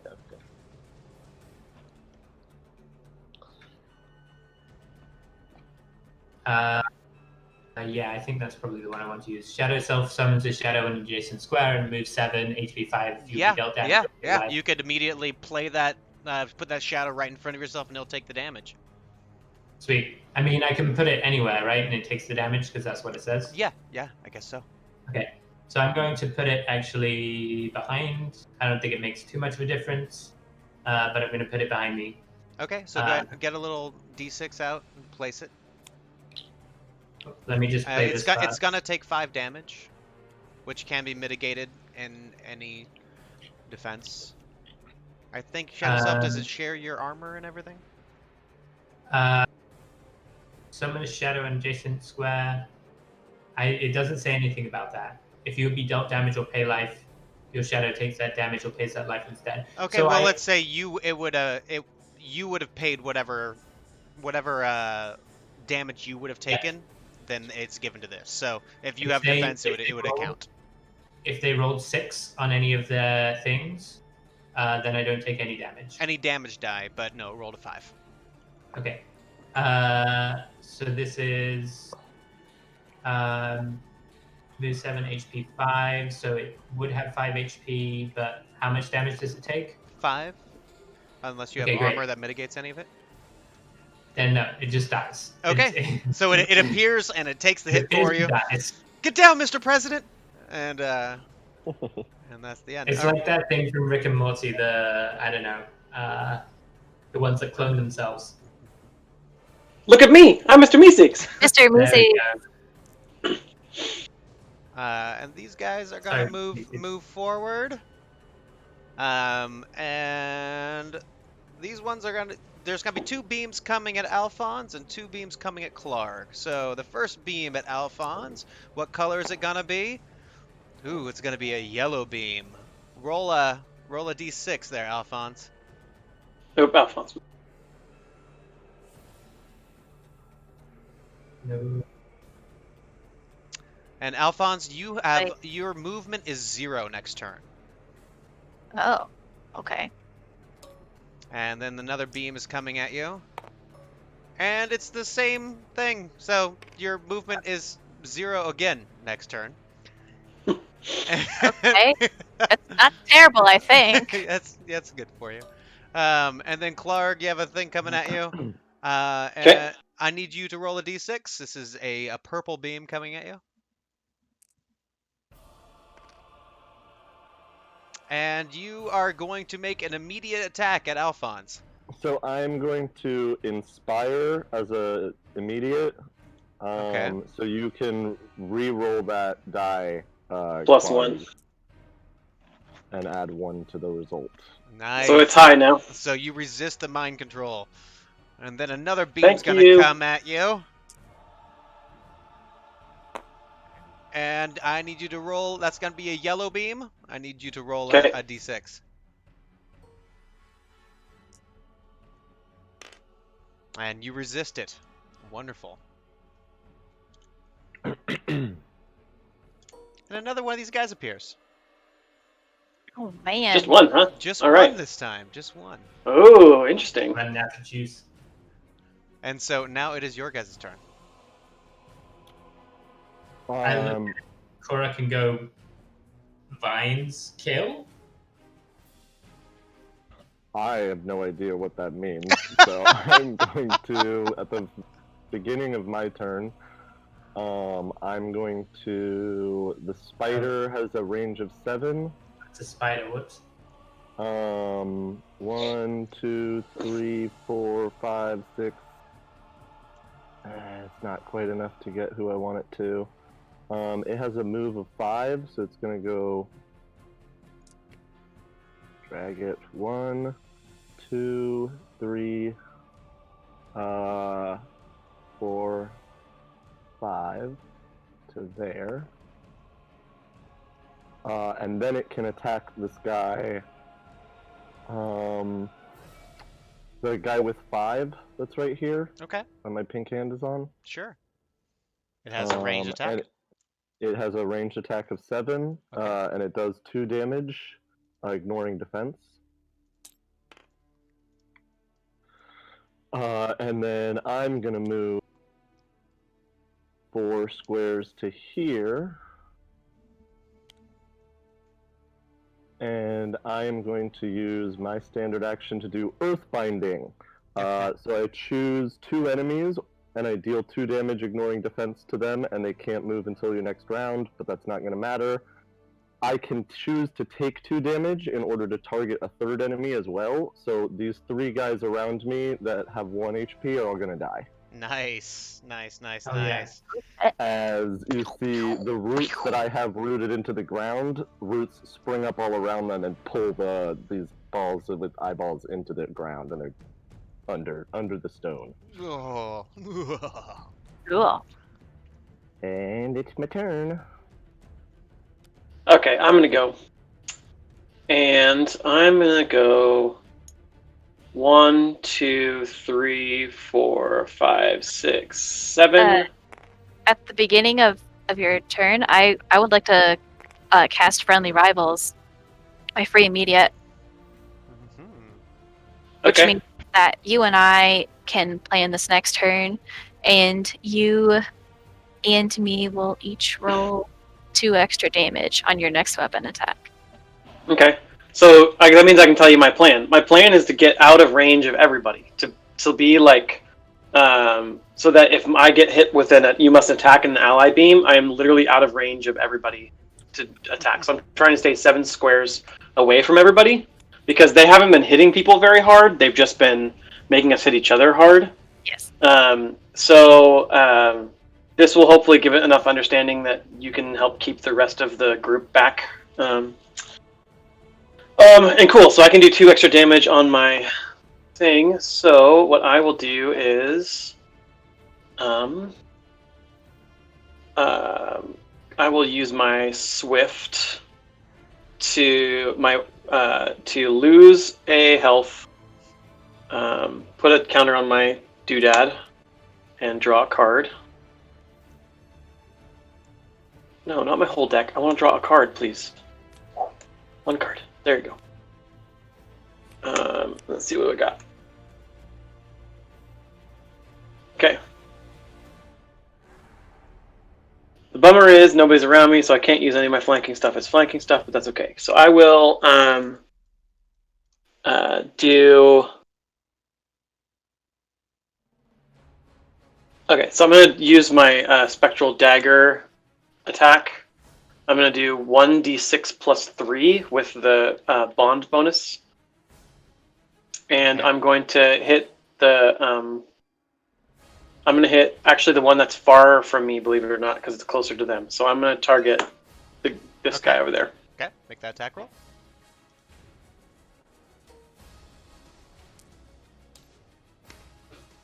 So 5 plus... 5 plus 3 is 8. Alright, so it's dead.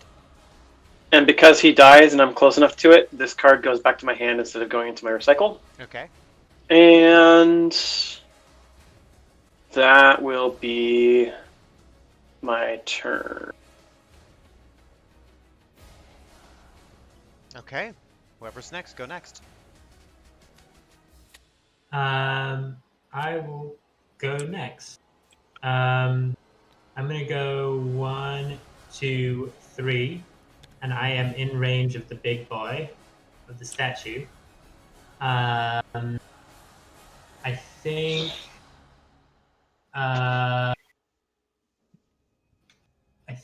I'm gonna do.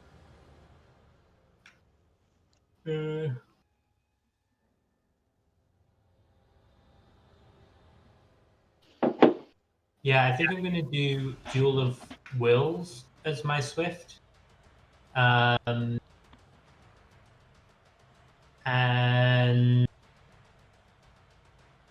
which means that I play rock, paper, scissors with you. I shuffle my hand into my deck and we play rock, paper, scissors. And if I win, I draw 4 cards, and if I lose, I draw 2. Okay, I'm just gonna say I'm picking what I have in my head, and you'll have to trust me. I was gonna say that we can roll a die, and then 6 and 5 beats 4 and 3. 4 and 3 beats 1 I and mean, 2. we should do the actual, like, because there's a bit of mind game to it, which is kind of fun. So, I know exactly what it'll be. I'm gonna write it into the Twitch chat, just in case anyone's watching. Okay. Okay, so you go ahead and. Let me shuffle these in first. Boop, boop. This goes into my discard. That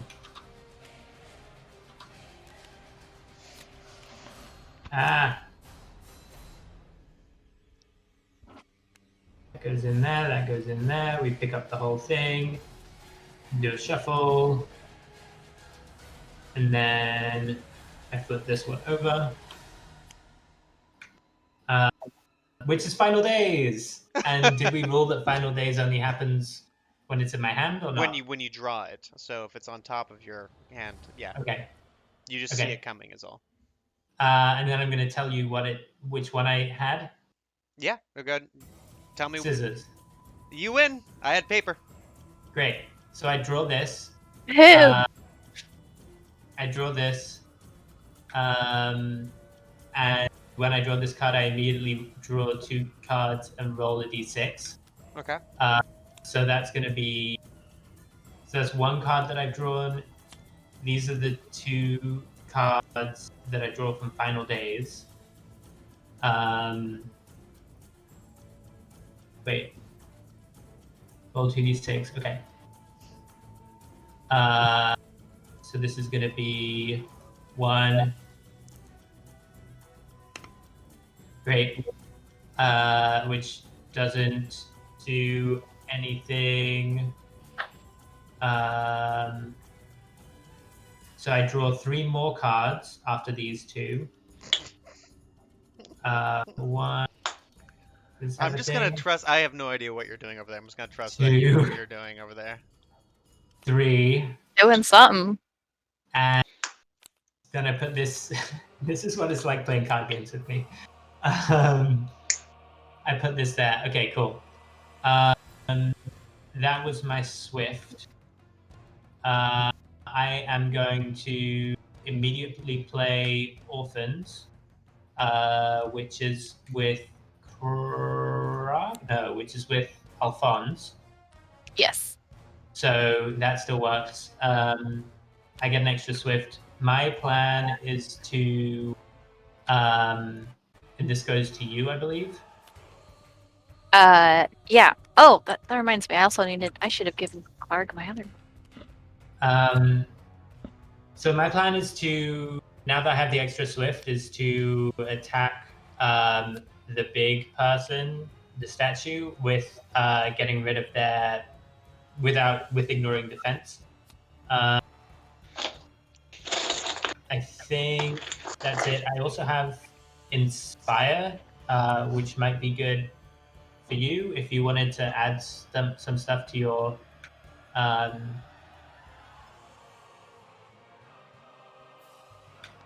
So this is interesting, because we've used a bond ability for Alphonse already this round, and now another card is played. Does that mean Alphonse gets another turn to join with Enoch? Okay. I was also gonna ask, does this mean I get an extra 4 bonus? Since she's already gone. You haven't gone this turn yet. I have not gone yet. But I would say it gives you an extra Swift, so you can keep track of how many Swifts you've gotten. If this is your 3rd Swift, well, if you can use 3 Swifts. And say you had already gone, then you would get another Swift, which you could choose to use. And you can say, well, now I'm going to go again and use my extra Swift that I got. You know what I mean? Okay. So the extra weapon damage will also stack? Yeah, I would say it does. Very cool. Unless it specifically says that it doesn't. These are all good things to think about for us, though. And we'll see if this is a little too OP. But for now, yes, it works. Awesome. What is your plan this turn, Alphonse? I am hoping to. I have 2, 3, 4. Oh, are you rooted in place or not? Nope, I'm just very slow. No, you are rooted in place. You are rooted still. For this turn, you can't move. Oh, that's right. I am currently rooted. I'm also very slow. Okay.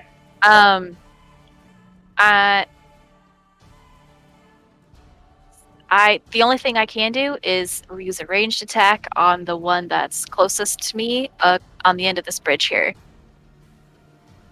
Okay. However, if somebody is about to take damage, I'm going to use one of my fancy abilities to do jump to their location and take the damage themselves. But that Oh, is nice. great for mobility, but it won't happen unless someone is about to take damage within range. You probably don't want to do that on me because I'm not where you want to be. But Right. that's good to know. Okay, cool. I am going to then do my thing, which is... I should add, I might try to detonate a bomb. Let's see. Okay. Good to know. Alphonse is playing Junkrat. Actually, you know what I'm going to do? I'm going to, so I have an extra swift. I'm going to play the thing that says remove a token as immediate action and next attack ignores armor. So it's going to be, put this down to 2, and then I'm going to play Magic Missile. So my Magic Missile ignores armor. And I pay 2 life. Whoops.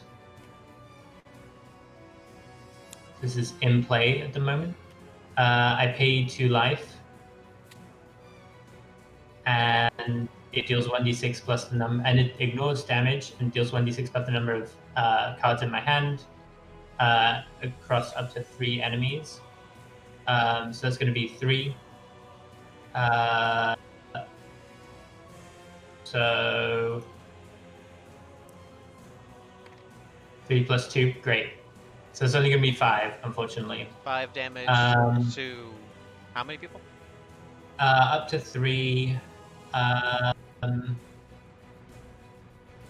it's a fireball, divided as you choose among up to 3. Yeah. Okay, so I'll deal 3 damage to this one over here to kill it, because it ignores armor. And then the other 2 to the big one. Cool. And I think that is the end of my turn. Alright, wonderful. The 5-hour turn has come to an end. So who's next? Well, he's playing the combo deck, so what do you expect? I mean, I don't see anything wrong with it. This is why I wanted Ulysses in this game. Who's next? I think Is that I'm the only person left. Okay. I don't think I can actually do anything, since I can't move. Oh, you can't attack Well- the person. I'm sorry. Which is a real shame because I Well, have. what's your range on your sling? Can hit this guy over here. I don't think it can. It's 6. Yeah, it's 6. The range is 7. Range 7 on your sling. Yeah, you're in range. Oh. Okay. Oh yeah, it is. Okay, I thought it was the same as my hand axe. I will use my sling then on the guy way over yonder. For this one, right? Roll your d6 then. And it will have. I'm assuming if I hit, it will have a bunch of bonus damage. That is correct. You still have to hit. Yay! I thought that was going to be a 2. No, it's just it's very dead. The thing exploded with how much damage was coming at it. Great. Awesome. Yep, that's all I can do. Okay. So, the moment this thing takes damage and it starts to awaken, you hear a sizzling and a crackling in the air, and this thing starts to glow a little bit. And lightning bolts start striking around the water, and the water looks like it's becoming electrified. And Clark, you get shoved too, unless you have some way to avoid that, and you are now in the water. Sorry, the thing is shoving him? Yeah. Okay. I don't know if this will work, but I'm going to taunt the thing, which is an immediate that says the target must attempt to attack you with their next attack action, moving if necessary. If the enemy has more than 8 HP, they can make a high roll to ignore this effect. Okay, this is not an attack. This is their swift action. And this thing can't move. Okay, cool. So, I mean, I would assume that if it can't move and the taunt worked, that it just couldn't attack Clark. But I don't know if that's how that works. I mean, it's not using a standard attack. I mean, let me read it. I don't think that would work here. Well, it says they must attempt to attack me. So regardless of what they're doing, with their next attack action, this thing does not have any attack actions. Okay, that's fair. Okay, so in response, Clark is going to see it come and start pushing him, and he's going to realize that he's on the edge of the cliff. And he's going to take a moment to feel the sensation of chewing on the eyeball and tasting the thing. And he's going to put his whole soul and being into believing that he can now levitate just like those floating eyeball monsters. He's going to imagine eyes on the ends of his hands and the bottoms of his feet and move them around. And then he's going to splash unceremoniously into the water. No, I want you to roll a 1d6 first, because I want to see how hard you try. Okay. Yeah, you imagine really hard, and you keep imagining even when you hit the water. And you take 2 damage. That is ignoring any armor that you have. 2 electric damage, if that matters at all. And then we're gonna have boop up here. Damn. This one's gonna Very prolific statue. float up here, and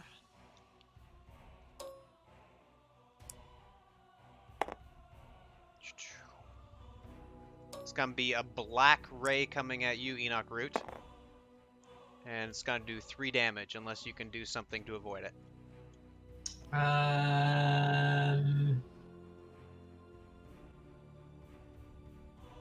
Question. Old robes. If I shuffle it into my deck, do I still have move 7? How much? Yeah, move you'd have move 7. That's correct. Okay. I'm going to prevent the 3 damage and shuffle this into my. Whoever's eating chips, turn off your microphone. Yeah. Okay, what'd you say? I couldn't hear you. I prevented 3 damage and shuffled it into my deck. Wonderful. Wonderful. Well, that is the end of their turn. It's now your guys' turn. I'm gonna shoot the thing, is what I yell. Stay alive, Clark. Clark. What are you shooting? That's just what I'm yelling, because this is the Oh, tactics. I see. Got you. Yeah. I'm gonna wait until everybody's actually done with their stuff. Okay. Okay, so I'm gonna use my free immediates for my bond with Yuli. Okay. So we get to take our turns together, actually. Okay. So Yuli says you're gonna shoot the thing. I'm gonna run up and also try to hit the thing. Because together, right? Yeah. Okay. Yeah, exactly. So So I have Inspire if there's any dice you're gonna want to re-roll, or if you can get to me, I can heal you, which might be good too. But I'm not gonna jump in the water to heal you. Right. No, understood. Yeah. I'm planning to do my biggest possible hit. Okay. And so I'm going to be doing like I guess I can. How I don't know if I can get all the way to you. So, well, let me see here. I mean, if you can get to this little rock, I think I can get to this rock. Okay. So no, I think I can actually. All right. So as long as I'm within 7, I need to stay within 7 for a ranged attack of the thing. So Okay. we can move. You can move closer to me too. Okay. Yeah. If So you Zack, I'll come to you and then patch your wounds, so that you don't die. Okay. If you are going right now as well, at the beginning of your turn, you take an additional 2 damage, ignoring armor. Okay, I will do that. That's okay. Can I climb like this tall one here, or is that too tall? No, you can do it. It's double movement to go through the water, and then double movement to climb. So Okay. if you're swimming, So, right, yeah, okay. So I'm going to take 2. I'm going to go to 1. I'm going to up my token again because I took damage. I'm going to play my Swift, which is Readied Surge, and I'm going to move 5. So I'm going to add 5 to my movement. So I have 12 right now. okay. So 2, 4, no. 6, 7. Mhm. And that still puts me in range 1, 2, 3, 4, 5. Okay. Yeah, so I'm going to get to hear Yuli. And then I'm just going to make one really big wall-up attack. You can heal me or whatever before or after, I think.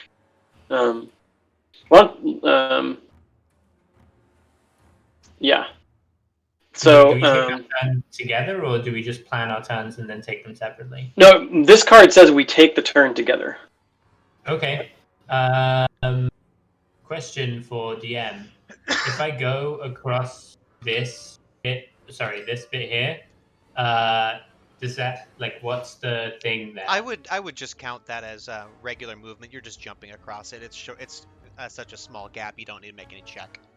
Okay, cool. Then before I do anything else, I'm gonna do that one. So it's gonna be 1, 2, or 2. I don't know. It doesn't really matter. And then patch wounds on him. Okay. So 1 plus level, so he gains 4 health. Whoops. Okay. And that's gonna go there. I also draw a card. Which means that I draw this and I get to flip this. Oop.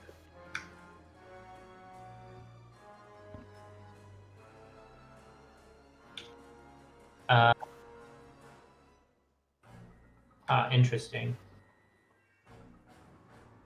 The statue can't move, right? Right. Yeah. So far. Okay. You don't know So that you for finish sure, up- but you know. You finish up your turn, and then I will figure out which way I'm going to do. So my turn is just going to be a big hit, hopefully. So if you have your Inspire ready, that would be good. So I'm going to. I used my instant immediate already. Oh, okay, that's fine. So I'm going to use the immediate on my race card to do an additional. So I'm going to add a +5 to my next attack roll, and then I'm going to move this down. I'm going to use Spectral Dagger, and I get to roll a 1d6 + 1 for damage, so that's +6. So this is 1d6 damage +6 that I'm going to do at the statue. Okay, awesome. That's a lot of damage. Do it. No, it's not. So, Well, 8 so, damage at 8. the statue? Yeah. Okay.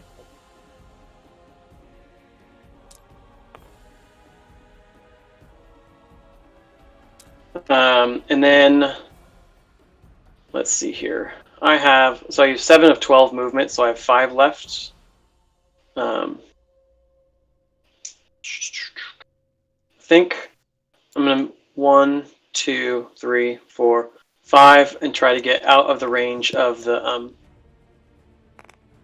of their zappy beams. Come on, stand up. That's a really good idea. Okay. Okay. Am I good to finish So up my turn? yeah, you can finish your movement. Yeah. So I'm gonna attack now. I'm going to bump this die up to 2 with one of my swifts, and I'm going to remove. Whoops! Why did it do that? I'm gonna remove 1 token from my shredder as my other swift action, and take a shot at the big one. Okay. So it's going to be d6 plus 2, ignoring defense, Wonderful. which is going to be 7 total. Only 7? Is the roll plus 2? Yeah, Yep. I rolled 5 plus 2. It's going to be 7, ignoring defense. Got you. And I move to 1, 2, 3, 4, 5. Yeah. I'm going to use up all my movement to run away a little bit.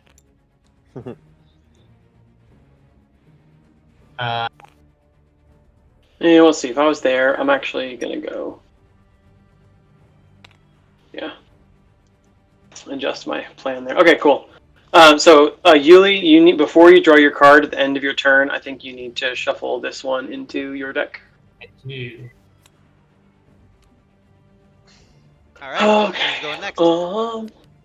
I'm gonna use ward mates with Alphonse so that we Okay. can plan and take our turns together. Cool.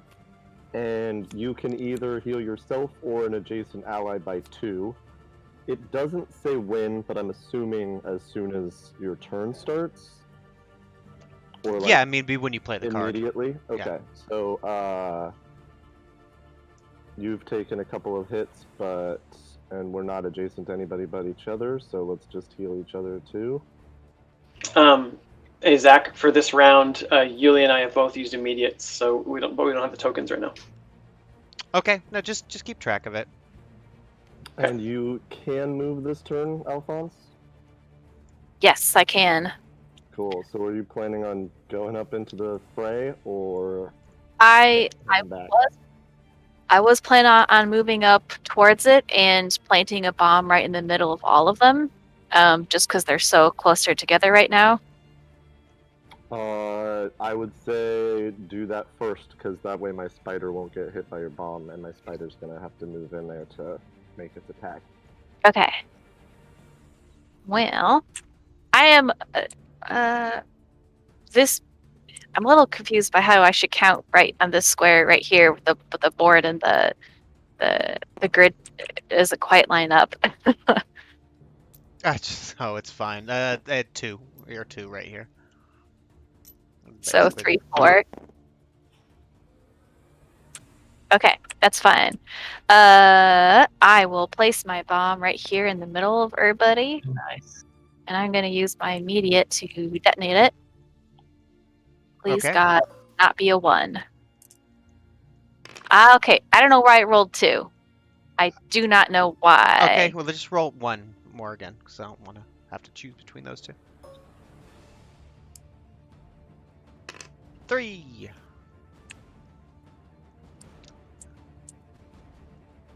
Oh, and then I roll again to see if it returns to my hand. It does not. Okay. The bomb seemed to have no effect on the statue. No. Okay. Oh, but it did on the other guys. Mm-hmm. Okay.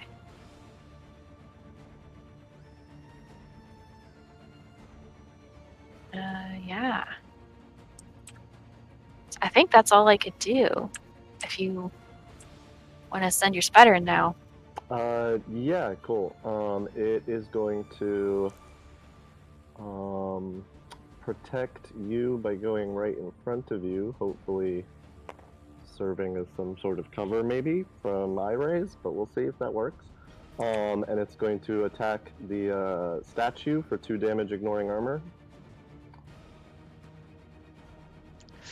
Oh, because it has range? Very cool. Yeah. And then, oof, I could heal Clarg next turn if I don't move, but I think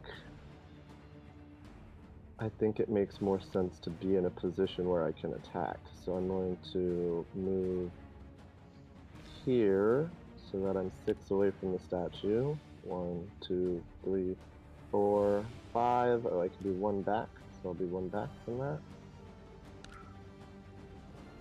Okay. And I will make an attack at it. Okay. So d6 rerolling 1. So I reroll.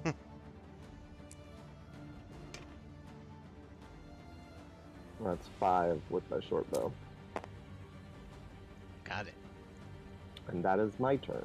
Your ranged weapon seems to be able to shrug off a lot of your ranged attacks. Okay. All right, isn't that the end of all your turns? Yep. Yeah, I think so. Yeah. All right, so this spider is gonna get a laser beam at it, and the laser beam's color is yellow.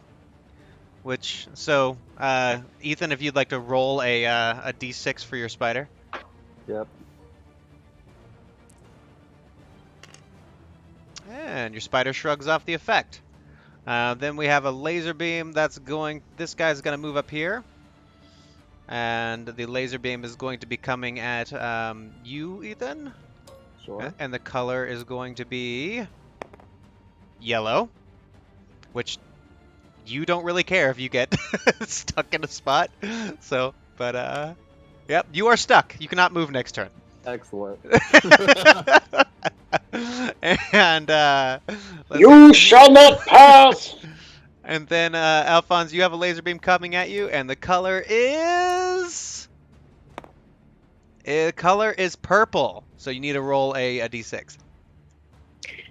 Since the last time we played, is there a hand limit now? No hand limit yet. Okay. And you shrug off the effects. Something Finally. creeping and crawling into your mind, but you don't let it in. And then... Oh my god. All right, and it's your turn.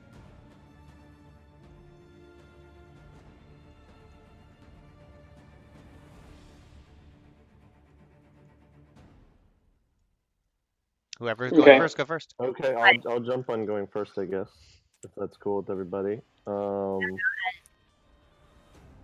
Spider's going to attack the statue for 2 damage, ignoring armor. And then I am going to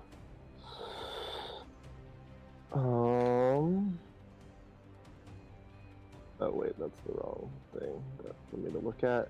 I am also, even though I know they're not super effective, I'm just gonna attack with my short bow. Who are you attacking? The big guy. Okay. The statue. Nice. That's 6. a 6. Nice. Wonderful. And I'm going to end my turn so that I have 2 tokens now, and not move anything. Couldn't move even if you wanted to. Who's next? Go ahead. No, go ahead, Francis. I'll go next, if that's okay. Mhm. I'm going to move right here. Mhm. And I'm going to use a free immediate brute to Okay. draw a card and then push my enemy 2 squares. Okay. Nice. Love pushing. So you shove the floaty boy. He's now Nice hovering in the above. eye. He's hovering above the water. So he's over there, and then it's not really what I wanted to draw.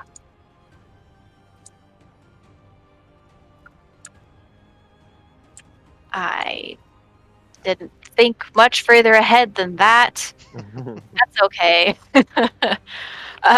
I'm going to. I'll move up here. I'll save that guy for everybody else. I'm going to attack this this one with 5 right in front of me Okay. with my hand axe. Okay. Make that attack roll.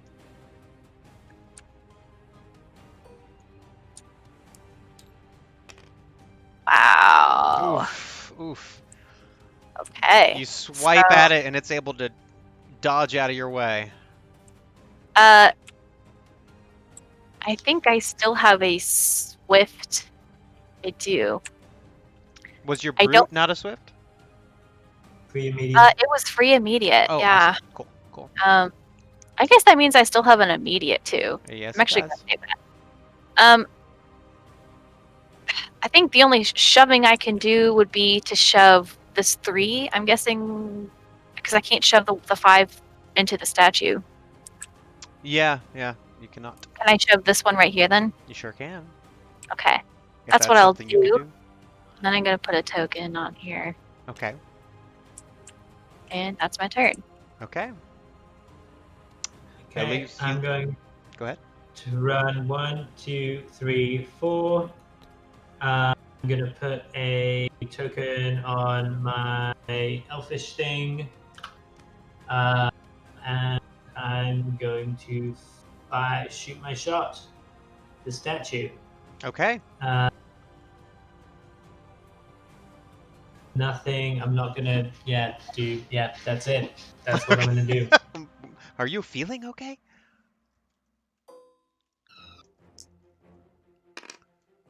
That's going to be a 5 plus 2 is going to be 7. 7 damage.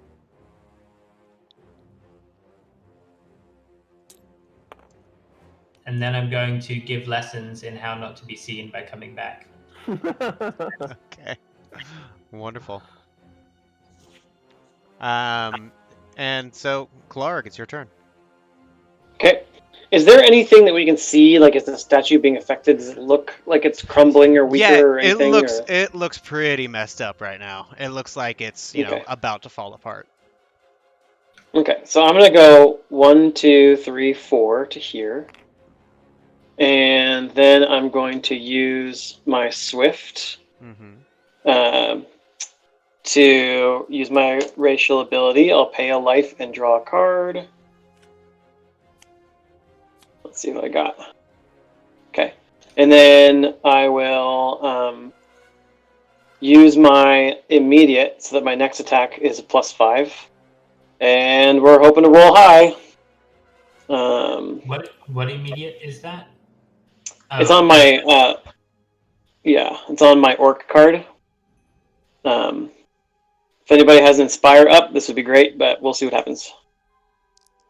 Does Inspire you have to give them Oh, before? boom! How much There we go. damage No, is they can that? change the dice roll. So that is 6 plus 5, which is 11. Okay, so in response to that, it is going to do this. I'm actually going to play Mirrorcast so that I also get +5 on my next roll. Okay. I think that works. Even though it's not a card. But Mike might have a different idea. Ooh, I rolled well. Okay, so that's gonna be 14. I have a game question. Do we get 1 free immediate per round, or any number? Any number of free immediates, and only 1 immediate per round. Okay. So, with this statue sensing its imminent demise coming directly at it, lightning strikes out at 3 of these beholders that are near him, and they evaporate, but their energy seems to flow into the statue, reinforcing it. And okay, so now we're gonna deal damage now that's healed itself. And you did how much damage again, Clark? 11. 11.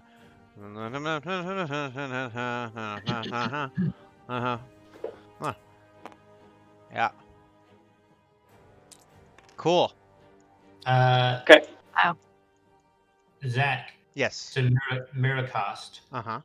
Can I use that on his racial ability to also get 5 damage on my next attack that will happen next turn? Well, let's see how it reads exactly. Mirror cast. Plays card immediately after an ally plays an immediate action. Was his thing an immediate action? It was an Yes. immediate action. Then yes, it works. It's Okay. not a card, though. It's fine. Right. The card is his Okay. race card.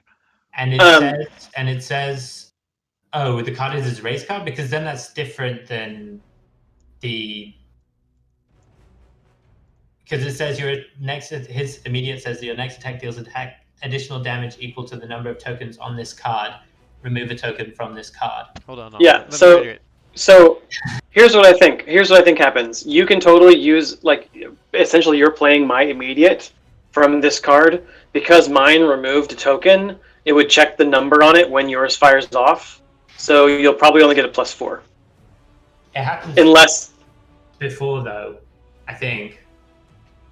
It's like in response to, but I don't know. I guess the token happens before. But yeah, I get it. I don't really see the problem. It seems to me like it just gives you a +5. Okay, great. It gives me +5 to my next attack, which will happen next turn. Yeah. Yeah, I mean, Sweet. Great. maybe I'm wrong, but it seems pretty clear cut to me. Sweet. Okay. Is there anyone left to go? Have you guys all gone? I used my remaining 3 movement to move back over here.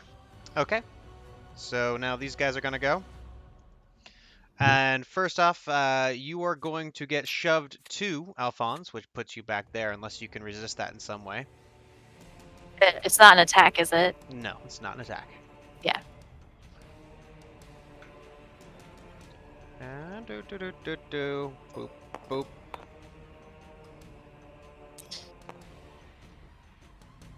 This is a resilient guy. And then we have a laser beam coming at Spider Boy. Cool. And this is going. You need to roll a d6. It's a purple beam. Cool. And one coming at Alphonse as well. And this is going to be a black beam. It's a 4. Okay, cool. It shrugs off the mind effect. And you have 2 damage coming your direction, Alphonse, which I believe your defense mitigates. And now it's your guys' turn again. Yes. Okay. I'm going... go first. I think I can kill them, maybe. At least 2 of them. Okay. I have one quick question for the DM about the space. Is this statue like built into the rock, or does it look like it could be moved by an effect? It Possibly. looks... It's hard to tell. It looks pretty solid, though. It looks Okay. like it's, built out of the rock, yeah. Okay, Yuli, while you're taking your turn, I'm going to play a free immediate, and I'm going to look at the top 3 cards of mine and Francis's deck and put them back in any order I want. Cool. Okay.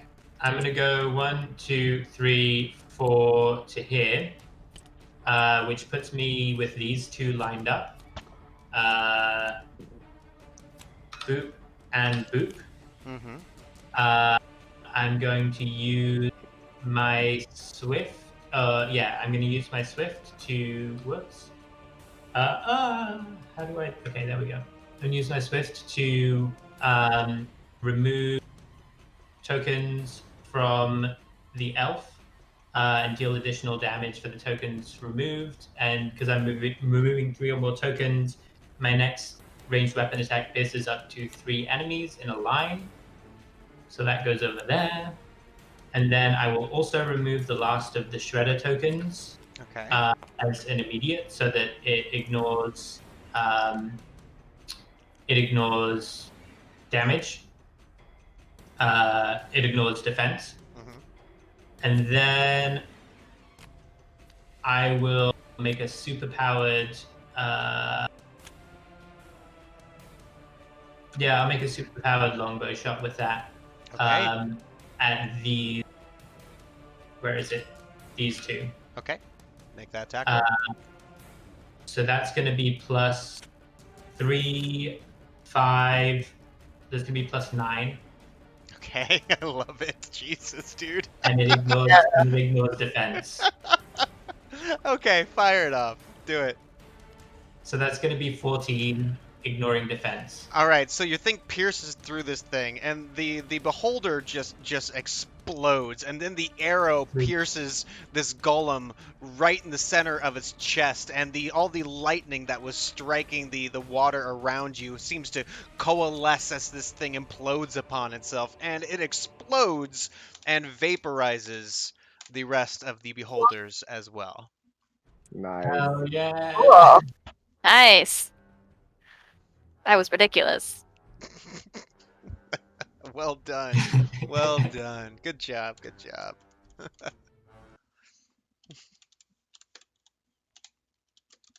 Cool.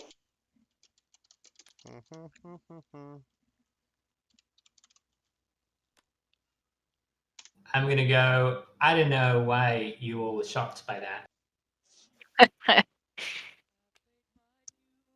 I'm gonna shout back to Clark. Well, I definitely killed more of them. Nope, I killed more. I hit Big Rock Thing. So did I, chap. I master the air and hit you. I would love to see you try. I did. I mastered it. You sling, hit you. Ha ha ha. And as you guys Good hit. search the air, you find a little bit of loot.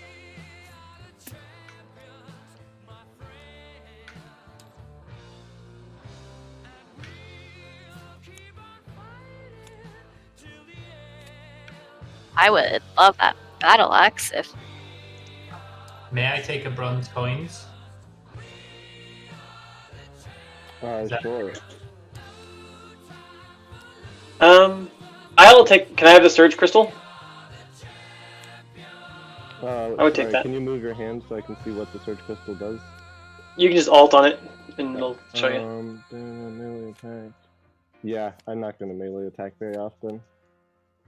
Oh, what Cool. are these ones? And Cool. 200 experience to everybody.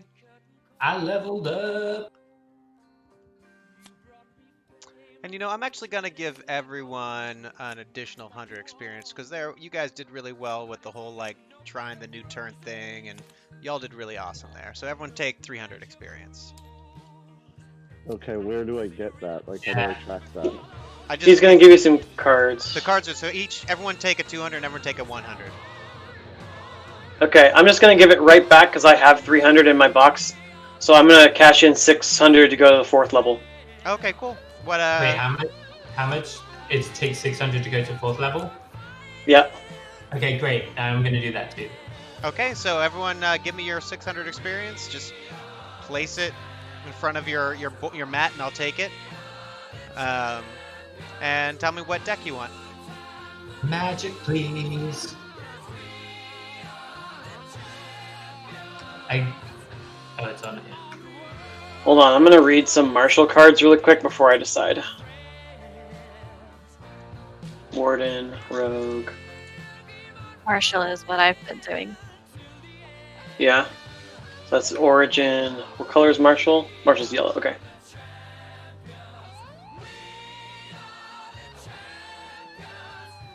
Remind me again which cards do not count towards your deck minimum. It's only ability cards apparently that count towards your deck minimum. So basic ability, generic ability, it'd be in the little middle area. Okay, I see. Okay. Yeah, I would like a Marshall pack this time, please, Zach. Okie dokie.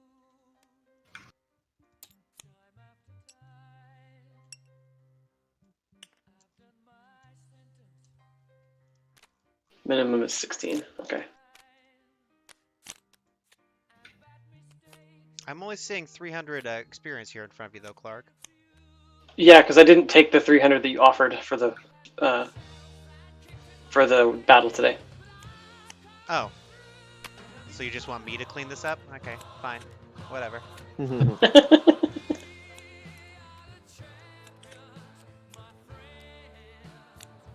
Alright, and Ulysses, this is yours right here. Wonderful.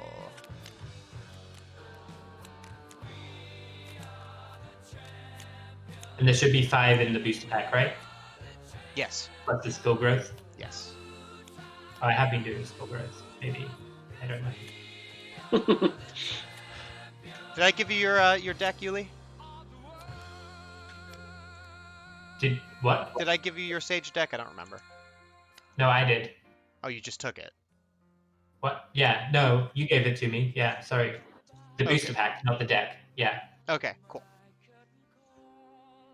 Okay, so we'll do brute, stealth. All right, guys. Well, Okay. that was the end. The end of the session. You guys kicked this thing's ass. I'm gonna have to turn the difficulty up next time. Any? The monsters were neat. I'm glad you liked The them. monsters were fun. It was yeah. Yeah, it was in Oh. a D&D game we played recently. We were playing with zombie beholders, so it kind of inspired me for this combat. But yeah, any thoughts about the new initiative, especially from those who played in the last session, who did the everyone at once? What were your thoughts about it? I liked being able to. It went faster, not talking. I liked being able to talk, obviously. Like it felt. Yeah, it did go a lot faster, which is good. I think the cards being the way to talk so that only like certain groupings of people can plan their turns out rather than like everyone being able to maximize everything is a good way to balance the advantage that players have if they're all choosing when to go. Yeah. So I think that worked out pretty well. The bonds are definitely cool. Require a little more thought in my opinion than just like being dropped in the lap. Like now I want to think about the 2 bonds that I have and figure out exactly what they mean and what they were. But I think that's a cool idea for how initiative gets fixed in a certain way to have it be connected to our bonds. That's cool. Yeah, make a deck thing. I think it could be played. I don't know. Maybe this was just me, but it felt like if it was instead of just being a free immediate that you can play anytime, if like you play it when they came up, like final days, it's a free immediate, and then it like takes effect your next turn or something. If that makes sense. Not a bad idea. Do you want us to give those back? No, that's part of your deck. No. Okay, but what if the player that I'm bonded with isn't in the next session? Oh, you might want to keep it on the side then, so you know you wouldn't have it in your deck if you weren't playing with them. Okay. Interesting. And I mean, some of them I think are important to, as far as what they do, are important to not just get played. Like being able to choose when to play them, I think for some of them makes a lot of sense. I had one that like healed people, and if that just gets used, that it would be useless unless you're planning it out at a specific moment. So I think it could be. It's a good idea that could be used to flavor specific bonds. You know, like some of them would act that way and might have a little bit more powerful of an effect because you can't plan when it happens. You know, I think that's a pretty interesting idea. Yeah. Any other thoughts? I've got a couple of notes from earlier, but not about the bonds. Go ahead, Francis. Before I forget, is there anything I should do to make sure that my remote bombs get updated to the newer version of the card? I'll ask Mike about that. I can always just switch them out manually for you, but I don't know if there's any way we can like update it, unfortunately. Okay. Also, I just put my experience in my box and then it disappeared, and now it's nowhere. Yeah, that And happens sometimes. That's really annoying. It just vanished. The image went blank, and so I tried to pull it out, and then it just vanished. Yeah, I've seen that bug happen before. It's really, really annoying. Okay, how much experience did you have? I have 300. Hopefully that was all that I had. Why can't I move Big Clark? Come on, Big Clark. Yeah, that's just tabletop simulator being weird. But there you go. Oh, I locked your big guys so they didn't accidentally get knocked over. Oh, okay. Okay, they're unlocked now. That's cool. I put Little Clark in the box, so we're good. Well, any other notes? Yeah, 1 second. One spelling thing. The bond cards, I think all of them have they have your in the last sentence, and it should be the other your, not the you are your. Yeah. So spell it. Cool. Mike's back in chat apparently. Saying that they're gonna take a look at the caching issue for the bombs. It might be that we accidentally reverted it back to a previous version. Cool. I personally feel like I really, this has been my favorite initiative system so far. I feel like it's the smoothest.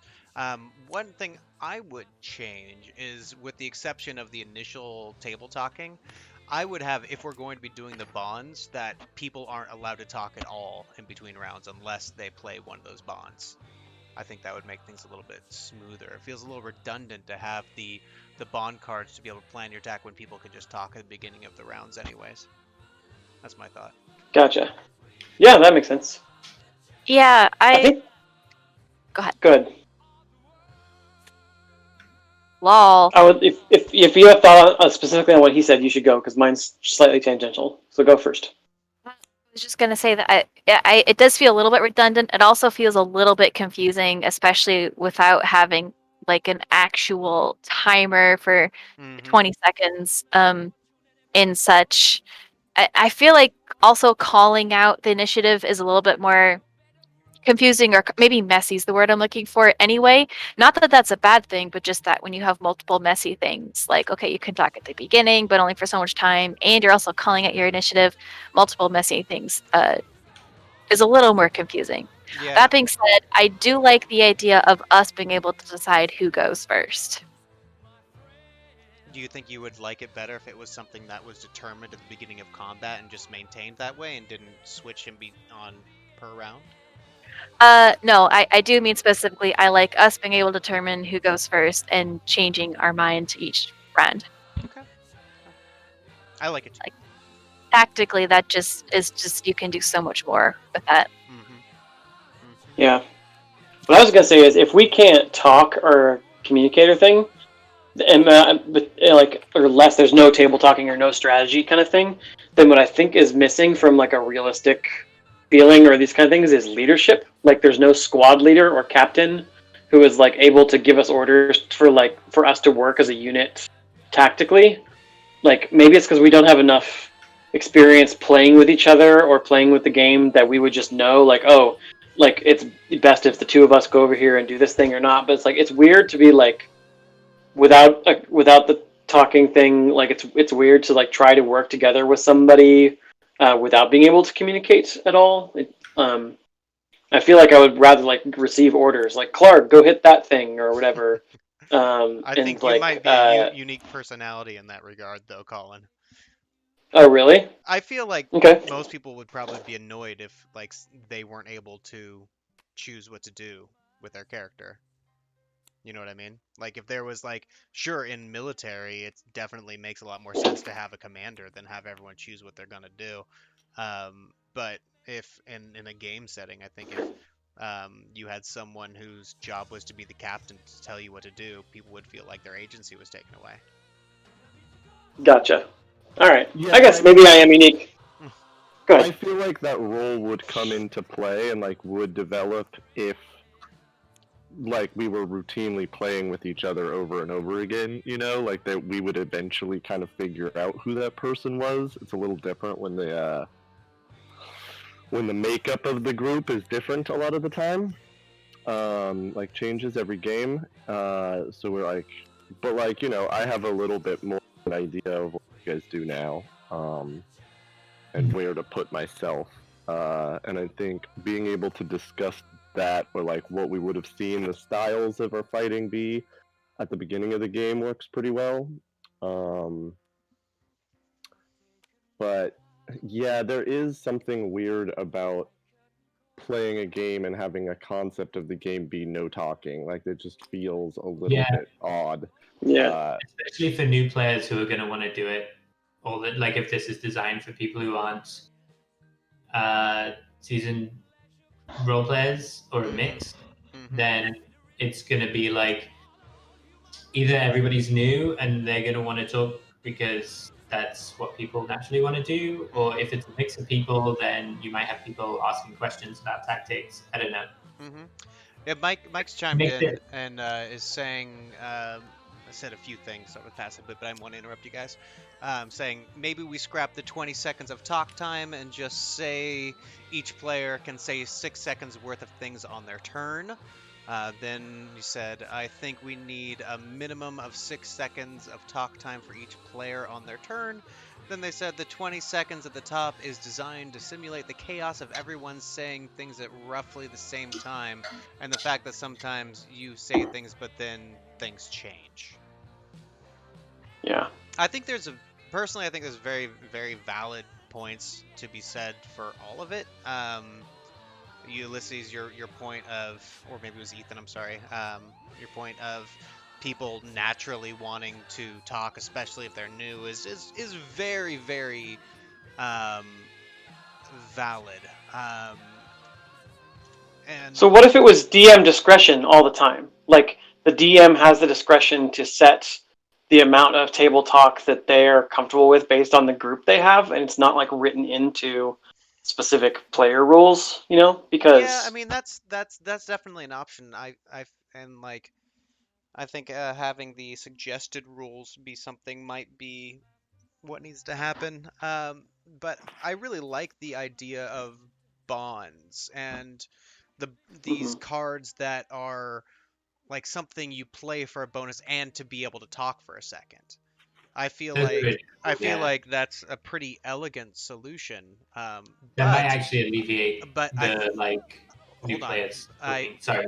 I feel like if you are doing that, then having it still be okay to talk without that is redundant and leads to chaos. I feel like if we're going to do the bond route, which I like, and my instincts are saying that this is awesome, then we should have that and you are not allowed to talk strategy without doing that. And I feel like that will inform new players as well because they have something to play. It won't feel quite as oppressive as you just can't talk. And then people can still talk. They can still joke around and, say whatever they want. Yeah. I would also say, though, that being able to do that, or twice a combat with a specific person, and that's also given the chance that you draw it out of your deck. It does, it is an elegant solution that I like, but again, like a super potentially limited one, and one that, because deck management is an important concept of this, I don't know, it seems kind of weird to have those cards be something that would be so infrequent and so crucial, but also be up to chance whether or not they come up at all. And I don't know, it seems like there's something that's still missing there, and I'm not sure what it is. You know what I think? Like there's a way that could be. Yeah, I would like it if at the beginning of the encounter, once everybody places their characters on the starting thing, there is a sort of role-played strategy session before combat starts, and maybe there's a roll that happens so that the DM does where, okay, you're not ambushed. You guys get to initiate this fight. So you guys get to look at it, and it would be fun if the tactics conversation was like, oh, I'm going to go there and hit that, or why don't you two go around the side and we'll meet you at this point, or whatever, was happened in role play. Because actually today, when we just went straight to the encounter, I didn't feel very much role play happening. And And so the DM could decide if it's like too tactically metagamed or whatever, and like caution players or whatever. But I think it would be cool if the characters could get together and strategize for a little bit before the actual fight happens. Because you as a player, like if I'm sitting down and I've never played with Ethan before in this game, right? I can get a lot of clues about how that character works and what happens from how they role play their strategy for what they're going to do, which would then help me feel more cohesive and understand what I should do if I can't talk during the actual battle. Yeah, that's valid. The points of these sessions are primarily to dial in the mechanics, and we're kind of putting roleplay on a back seat because we want to make sure we want to get the mechanics of the game developed more fully before we start focusing on that side of it. But this is a mechanic thing that kind of crosses the line into the roleplay aspect as well, and it might feel a little bit more comfortable if this battle was within the context of you guys having tracked these things down and talking to the townspeople and all that sort of jazz. Mm-hmm. Mike chimed in as well, and they said, I don't think we'd ever say no talking at all outside of bonds. People should always be allowed to shout in character, within reason. And I agree, it does seem kind of oppressive, but my point is when you say within reason, that ambiguity can make players feel a little uncomfortable, I feel sometimes, because people don't want to be the person breaking the rules, and they don't want to be pushing the envelope.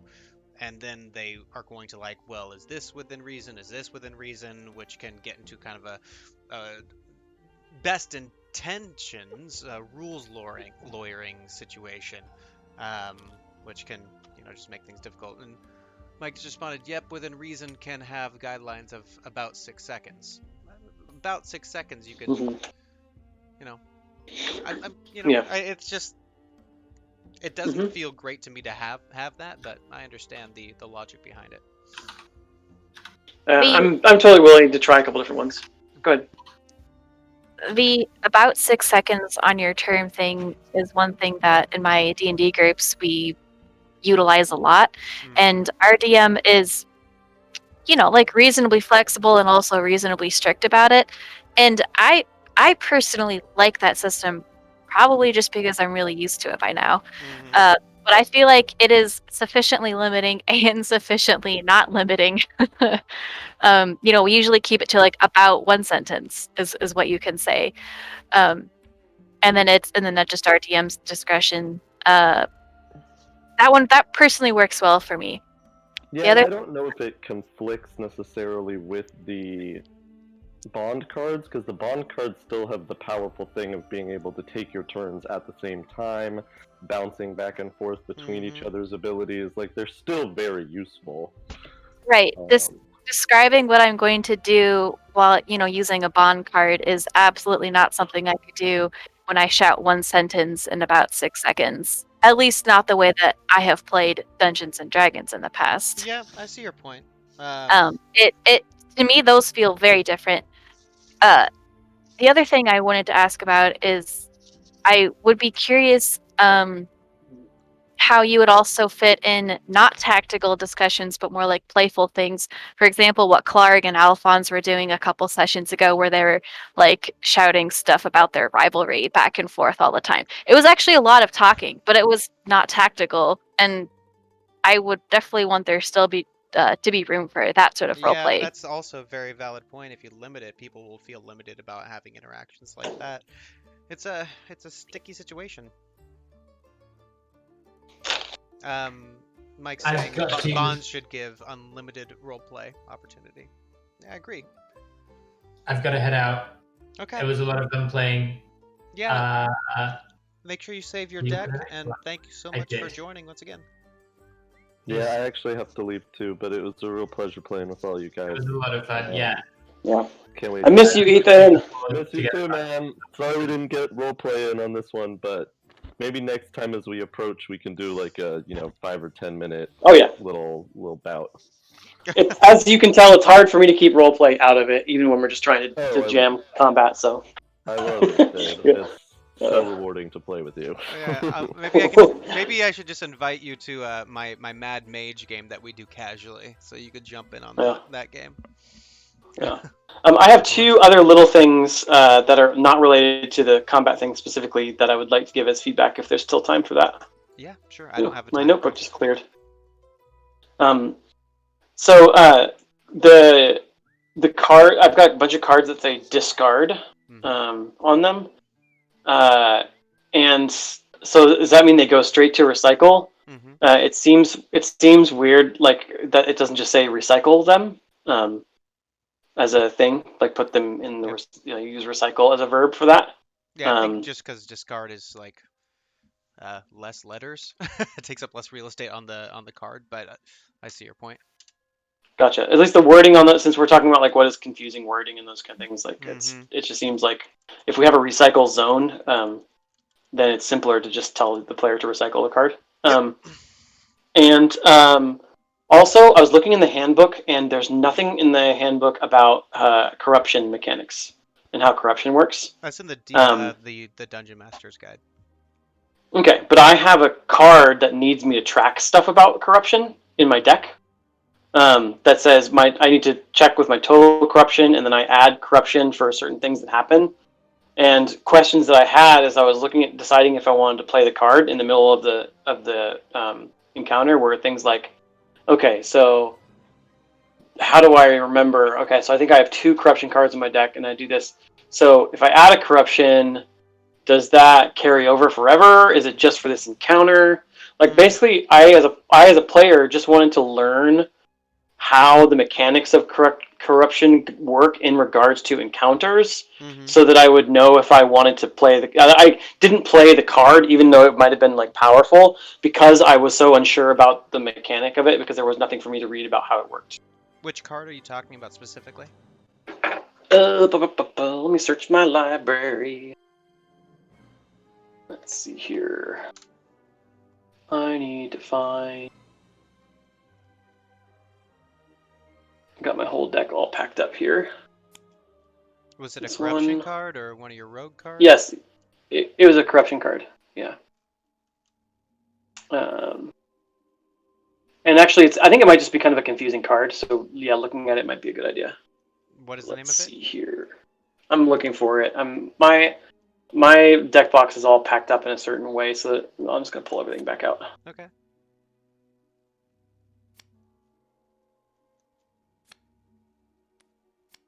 But of course, now it's not pulling out in the stacks that I put them into for some reason. Weird. Where are you, deck library?